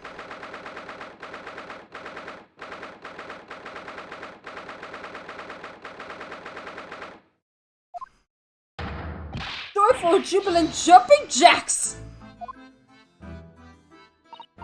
Oh, Mr. Natsume, I'm so pleased for you. Locum student Mr. Naruhodo Esquire and non-locum judicial assistant Miss Mikotoba Esquires. Now, finally, at long last, there can be proof. Proof that I'm innocent and proof that my tea is innocent. Ah, good morning, my dear fellows. Ah! Herlock Sholmes! May you drink my tepid tea and fall forever silent! I thought the tea was innocent. Oh, Mr. Sholmes, you came! Oh, wonderful. Please save your derision. I know what you're all thinking. Good morning, he says, when it's very nearly time for luncheon. Your scorn is written clearly across your faces. Nobody said or thought anything of the sort. The truth is, I was determined that today would be the day, as sleep seduced me last night. Tomorrow, for once, I shall not oversleep. I'll rise early and be present in court to support my companions. Such spirited determination has a beauty all of its own, does it not? Oh, yes. And then I began to muse on the subject. Why do people oversleep? I cried. Why time after time do they make the same foolish blunder? And the answer came to me at once. It's so delightfully simple. People oversleep because they sleep. Oh, is that not an astute insight into the matter? Oh, yes. Upon which realization, I attempted an experiment. I didn't sleep a wink all night. And the results? By first light, I was exhausted. Began to be assailed by fits of drowsiness. Shocking. And so the conclusion of last night's experiment is this. A good night's sleep is quite simply essential. Yes, I think most of us probably knew that already. What others presuppose, I prove by experimentation. That, my dear friend, is the scientific method. Ah, yes. And one more thing. Do you remember this? Ah! Yes, of course, it's a poison that Miss Green was about to drink at the hospital yesterday. Oh, you didn't manage to. It was a laborious task, as the bottle was near empty, but such inconveniences do not hinder assurance. I managed to confirm that it contained strychnine. Ah! So I was right. Perhaps. Though, of course, such circumstantial evidence doesn't prove Miss Green's guilt. I shall leave the bottle in your care now. By licking the inside of its neck, but licking the inside of its neck is not recommended. Don't tell me he did that. Could I have a word? Eh? Ah! Gregson, how good of you to come. Forget it. Excuse me! Wait a minute, Inspector!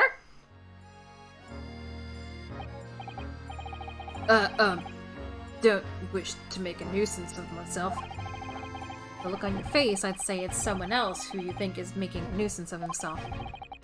My dear Inspector, please speak freely. Pretend that I'm not. Believe me, if I could do that, life would be a whole lot simpler. Do you have the results, Inspector, of the investigation in Mr. Shamspeare's room? Oh yeah. Shouldn't be long now, though. No, I'm about something else. That dead convict, actually. Oh, you mean the man from this newspaper article we discovered yesterday in Mr. Shamspeare's room? A man by the name of, yes, Selden.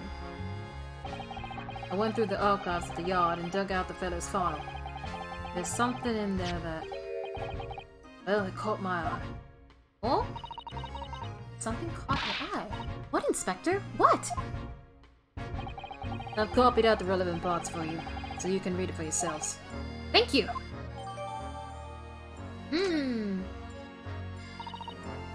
Let's go look at them now. Let's look at the bottle. So this is the poison we've been hearing so much about. Strychnine. There are a few remnants at the bottom of the bottle. Here, look. You mustn't be tempted to try it. Of course not. As long as we don't lose this trial. Oh my god. No! Even if we lose the trial! No!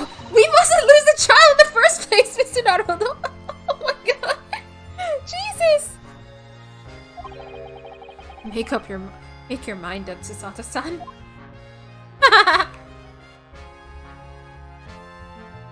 But up. Now this. Investigative findings related to Selden. 18 counts of burglary, 6 counts of suspected murder, died of natural causes whilst in prison, his final moments witnessed only by his cellmate.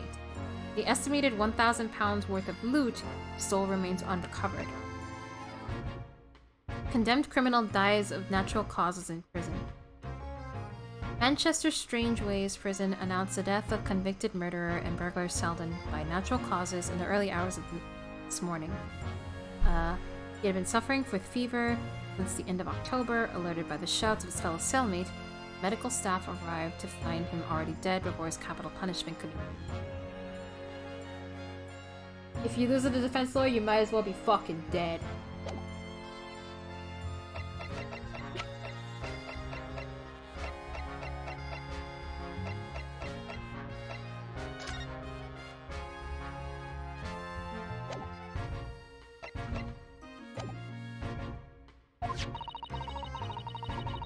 Include the details that were in the newspaper cutting found in Mr. Shamspeare's room. I'll rearrange everything in the court record so we don't have duplicate information. Why are you giving us a copy of this important file, though? Well, you're the ones who turned off the clue in the first place, aren't you? I'm just making sure things get handled in the proper fashion. Oh, Scotland Yard's workings are so wonderful! Indeed, my dear fellows, and the inspector here is a shining diamond in its crown. A shining diamond? In the rough, maybe. Look, I just don't want to be beholden to a lawyer, that's all.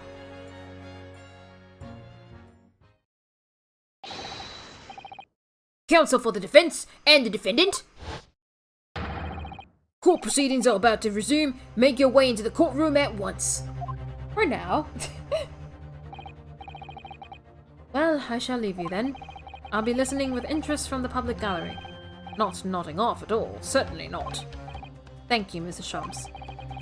I'm rather tired of seeing Mr. Mustache in floods of tears, personally, so the best of luck to you. Look, I'm student Mr. Naruto Esquire! Yes, Mr. Natsume? It's time, isn't it? Yes, this is it. Miss Olive Green and Mr. William Shamspeare. This is going to be the final battle. Is it, though? I won't really have saved Soseki-san until they've exposed the whole truth of everything that's been going on. But it's all coming to a head now. You can do it, Rinosuke. You have to.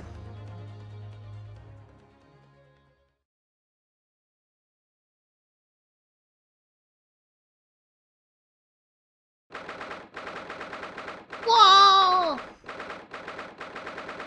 Epog!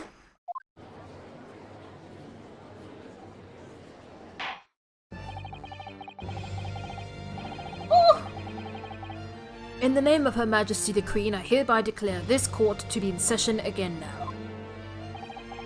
Before the recess, we heard a most startling accusation from the defense. Namely, that the victim of the case we heard here only a few days ago is the true perpetrator of this incident. A reckless, rash, and prejudiced charge of wrongdoing, in my opinion, my lord, however. The prosecution has tried to extend every courtesy to this amateur newcomer from dubious eastern shores. Thank you for that backhanded consideration.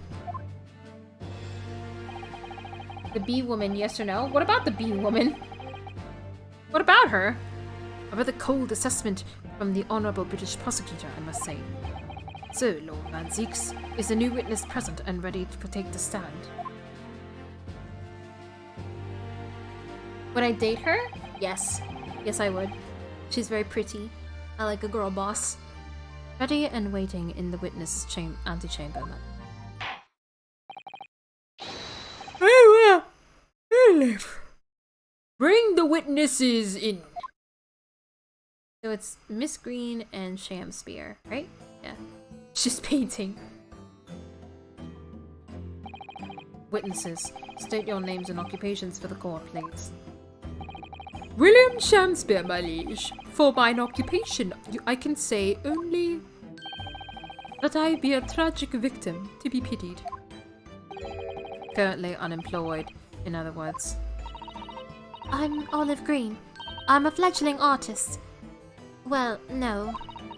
Not a fledgling, really. A hopeless failure who's too weak-spirited to admit she has no talent, I suppose. Also currently unemployed, in other words. What a coterie. Mr. Shamspear. My lord, I am thy humble servant. Ah, sorry. I'm afraid that you are no longer merely the victim in this affair. The possibility has been raised that you were in fact the assailant intent on taking the life of your fellow lodger. The part you have played in this whole business will be thoroughly scrutinized, I assure you. I would for naught else, my lord. And Miss Green. Yes? You are aware of the reason you have been summoned to this courtroom, I presume? Yes. Sorry. Yes, the officer did explain.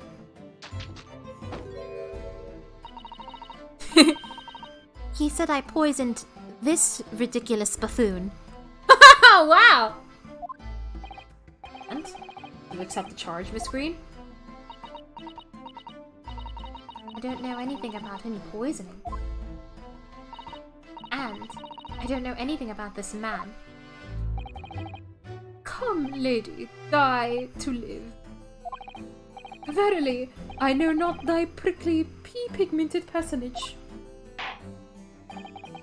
Very well. Let us proceed with the matter at hand. That being, to ascertain whether or not Miss Green has any involvement in this affair. It's all very strange. Very strange indeed. Why would you suspect me? I barely ever go to the East End anyway. It so happens that I passed by that neighborhood 6 days ago. That's all. And on the night that this man was poisoned, I was still in hospital fighting for my life.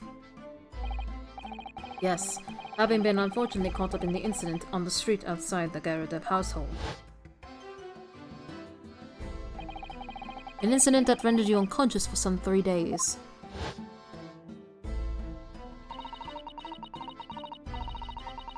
I was struck in the middle of my back by a knife, through no fault of my own, and now I'm under suspicion?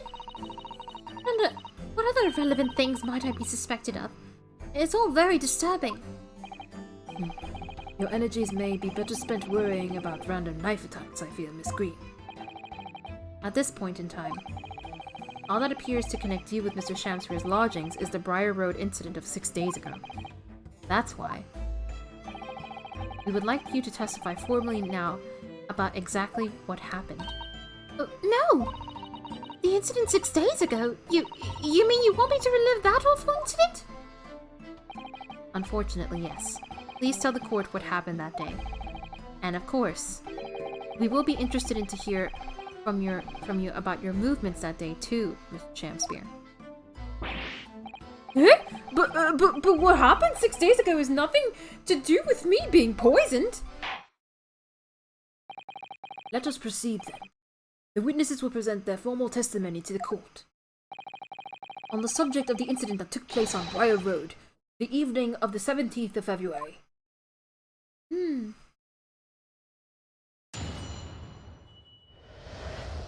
What an interesting group. It was 6 days ago, at about 5 p.m. I was walking along in the snow when I was suddenly stabbed in the back. Coincidentally, it happened to be just outside the house where the men in this case had their lodgings. I was at the tavern on the eve of which thou speakest, for I had bespoke my supper. It was the first time I had been in the area. I had a little matter to attend to. That's all. Anyway, I was admitted straight to the hospital. So I knew nothing about all this business.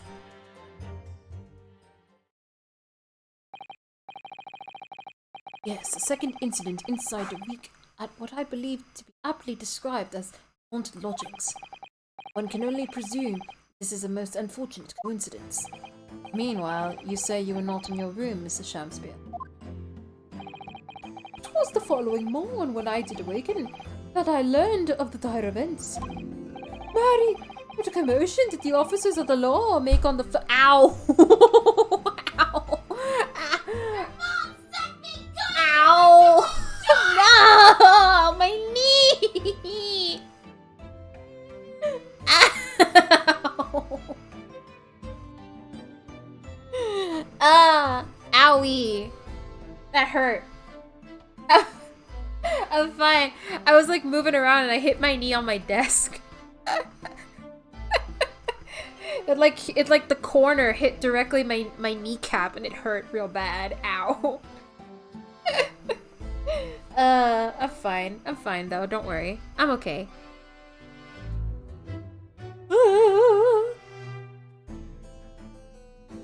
I was a fine streamer like you. And then I took a test to the knee.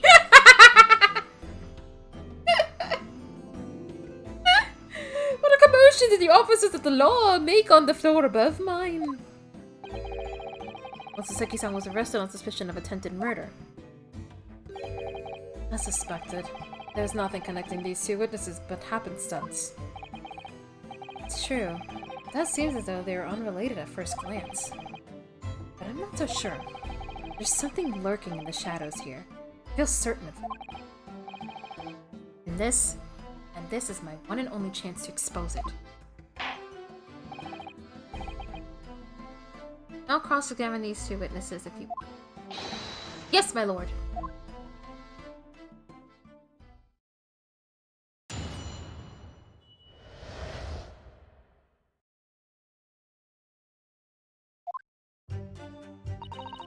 Now, 6 days ago, da da da da da blah blah.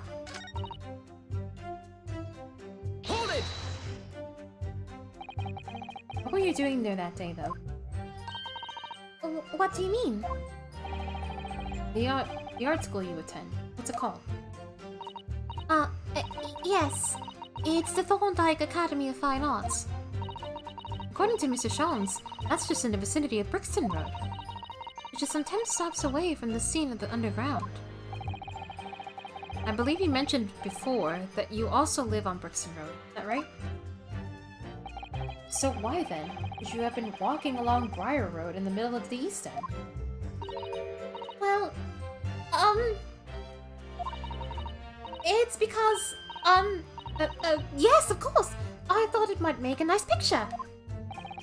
The witness is a student of art. City-dwelling artists can't all paint great urban vistas. That's right. I happen to like the crumbling look of that part of town. Perhaps quaint would have been a less grating term. The point is, she's definitely hiding something. Yes, it seems she's not going to be forthcoming with the truth. She's trying to hide why she was there that evening. Must need a reason for her to know. That's the key to this. And you, Mr. Shamspeare, on the evening of the incident 6 days ago, would you tell the court what exactly you were doing? 'Twould be my pleasure, sire. I was at the tavern on the eve of which thou speakest, for I had bespoke my supper. Hold it! Tavern, you say? Which one? 'Twas the Slug and Salad, where I did tarry. 'Tis a jewel in the East End. And a little unexpected. What do you mean, Lord Van Seats? The Slug and Salad offers unusually fine dining, for the locality at least. Not an establishment you'd expect to be patronized by a man, not even a crumb of bread in his... Oh! It's true. The menu lists premium cuts of bread and glasses of water in different levels of cloudiness. I would have expected Grub's grubbery in the local vicinity to be appropriate. watery soup and mushy peas. Or rather, soupy water and pea-like mush. All equally appetizing. I just wanted to try some water in a different pub for once. What's wrong with that? How different can water really be? Or perhaps there's a more plausible explanation. A specific reason why he had to go to that particular establishment. Agreed. The fact that on that day of all days he dined at a place he wouldn't normally does stand out. Nasvir's own actions suspicious. Wonder if we have some evidence that can explain those actions. Do we have the letter? No, we don't. Not yet. Not at the moment. Wish we did, but sadly I can't think of anything.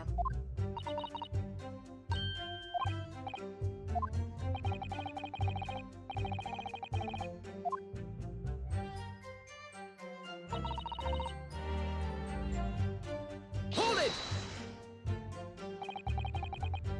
What little matter, Miss Green? Please elaborate. It was nothing, really.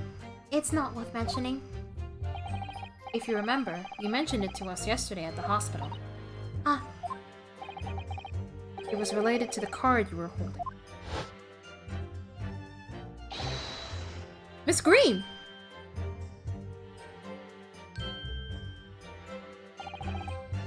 What's that? She could have just hit something behind her back.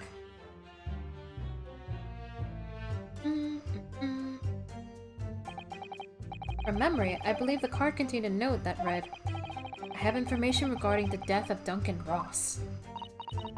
what does that matter? This has nothing to do with Duncan. I didn't hear his voice. I wanted to hear his voice. Excuse me. Mr. Shamspear, you have something to share with the court? To be or not? That is the question.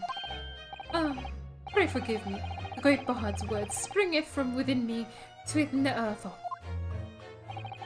Don't tell me, because you're possessed by Shakespeare's spirit, right? Hearing Miss Green's words for a moment ago seemed to make you think of something. Something of relevance, perhaps? Nay, sire, 'twas nothing at all. Presumably, you know the name, though. Mr. Duncan Ross, I mean. After all, we're both lodgers in the same house. I would it were so, but sadly, nay.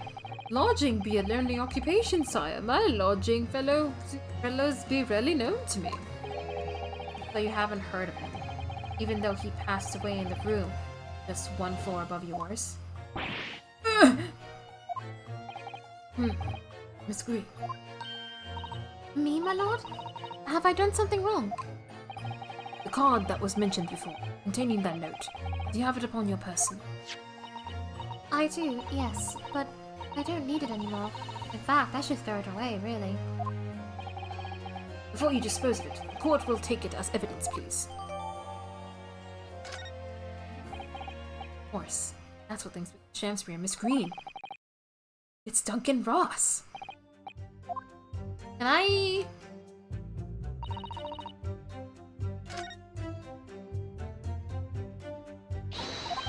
I want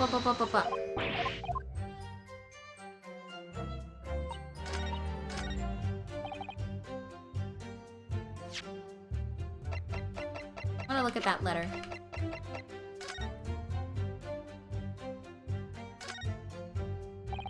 The envelope has been ripped open rather carelessly, hasn't it?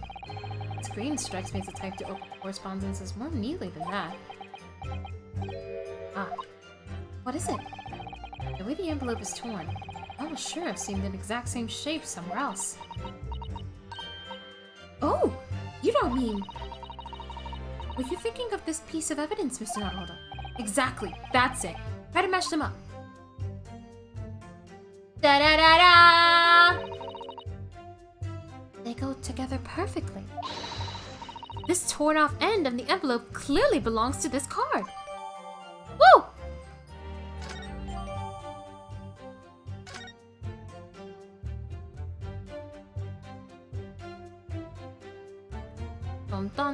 dun dun dun dun dun dun. Hold it!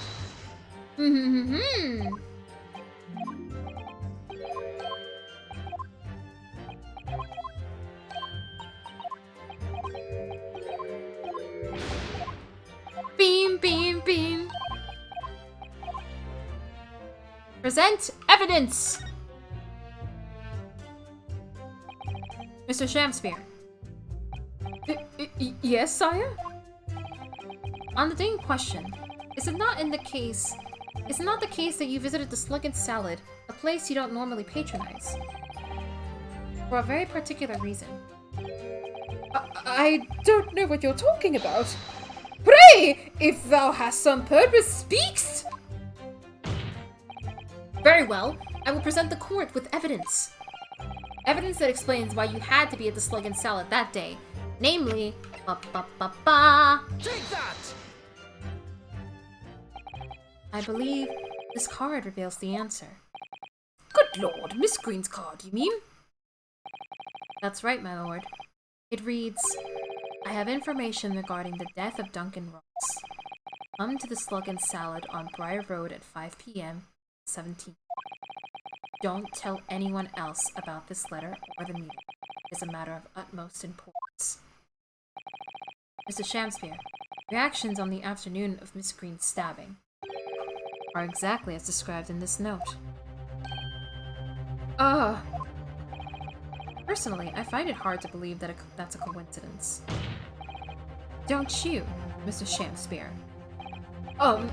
Well... Excuse me, can I say something?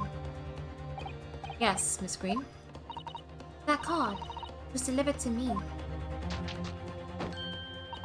It doesn't have anything to do with this old man, does it? Well, you'd think so, yes, but it's hard to believe it's merely... My lord, may I? May you what, Miss Green? I'd like to make something very clear about that card. Very well then, you may amend your testimony to include details about that particular note. This note was delivered to me to my address. It has nothing to do with the old man next to me. I feel like I can just present the evidence. I don't need to press.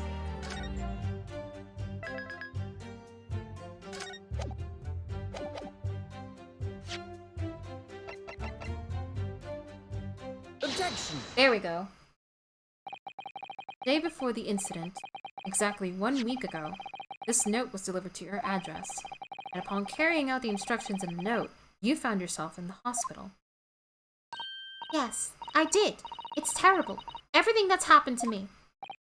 Yes, it is terrible. If it's all true, that is. Eh? What do you mean? Miss Green, have a look at this, please. This is a torn-off end of an envelope. Oh, is it?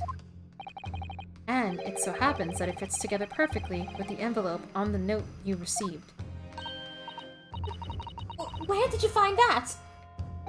In Mr. Shamspeare's room. Eh? In my room? Mr. Shamspeare, do you perhaps remember this note from somewhere? Well... Your actions that afternoon follow the instructions in the note to the letter. Come to the Slug and Salad on Briar Road at 5 p.m. on 17th. And so that's exactly where it went. Let me ask you again, Mr. Shamspeare.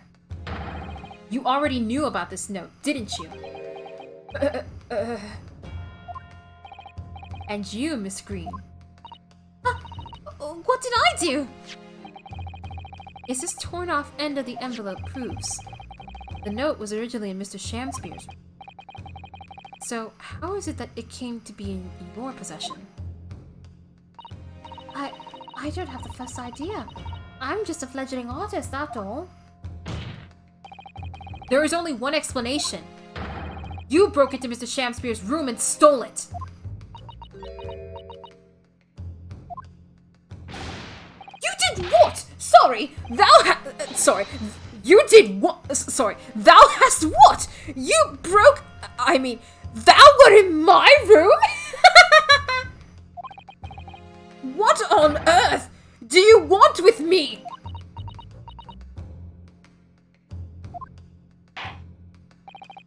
It would seem both witnesses need to testify again.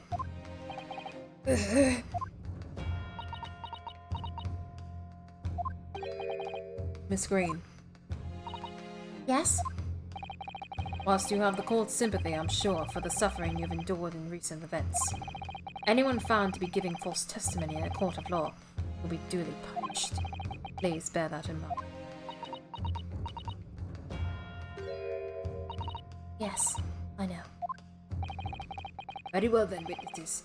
You will give formal testimony again on the subject of this curious anomaly regarding the note Miss Green claims to have received.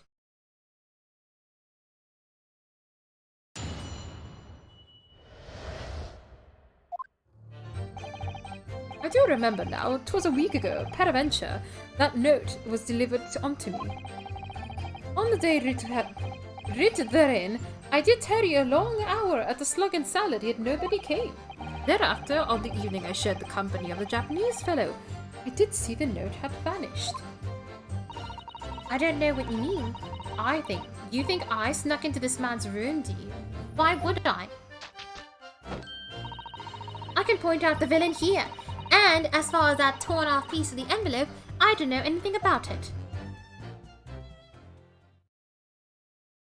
She really doesn't like him. You now claim that to have received this letter, Mr. Shakespeare. Faith, 'tis so, my lord.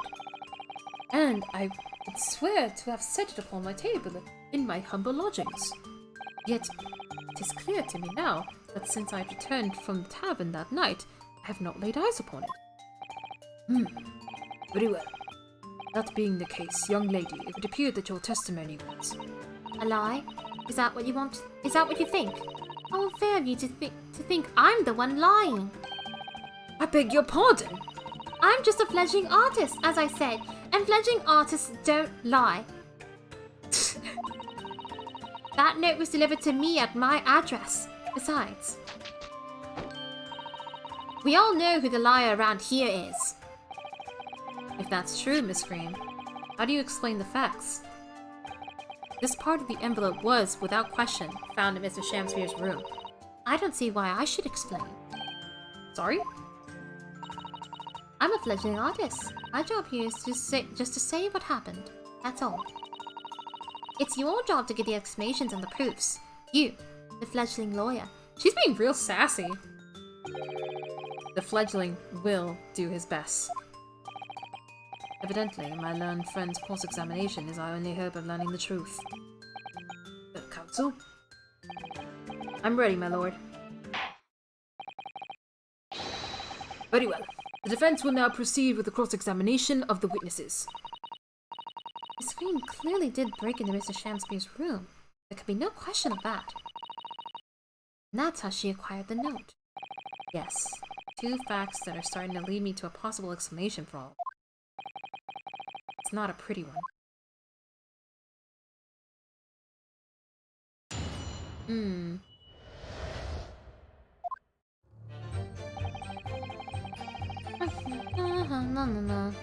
Hold it! Can you shed any light on the contents of the note at all? Nay, sire! This is strange to me as a sword and tongue. Even with a knowledge of literature as great as mine known, verily, 'tis impenetrable. But Mr. Duncan Ross had lodgings in the same household as you. In effect, he was your neighbor, so surely you know him, didn't you? Alack, if the choice is betwixt I knew him and I knew him not, then 'tis with a foreboding that I would be forced to declare we were by some small measure acquainted. Despite your claims, though, you followed the note's instructions and went to the Slug and Salad. Presumably, that was nothing to do with your knowledge of literature? Nay, naught will have the better of me, sire, save for the lure of curiosity. So 'tis true, I was compelled by mine own eager heart to betake myself to the tavern. Yet in the end, my curiosity was not satiated.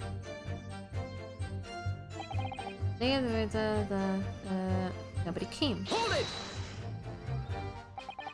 So even after waiting for an hour, nobody appeared.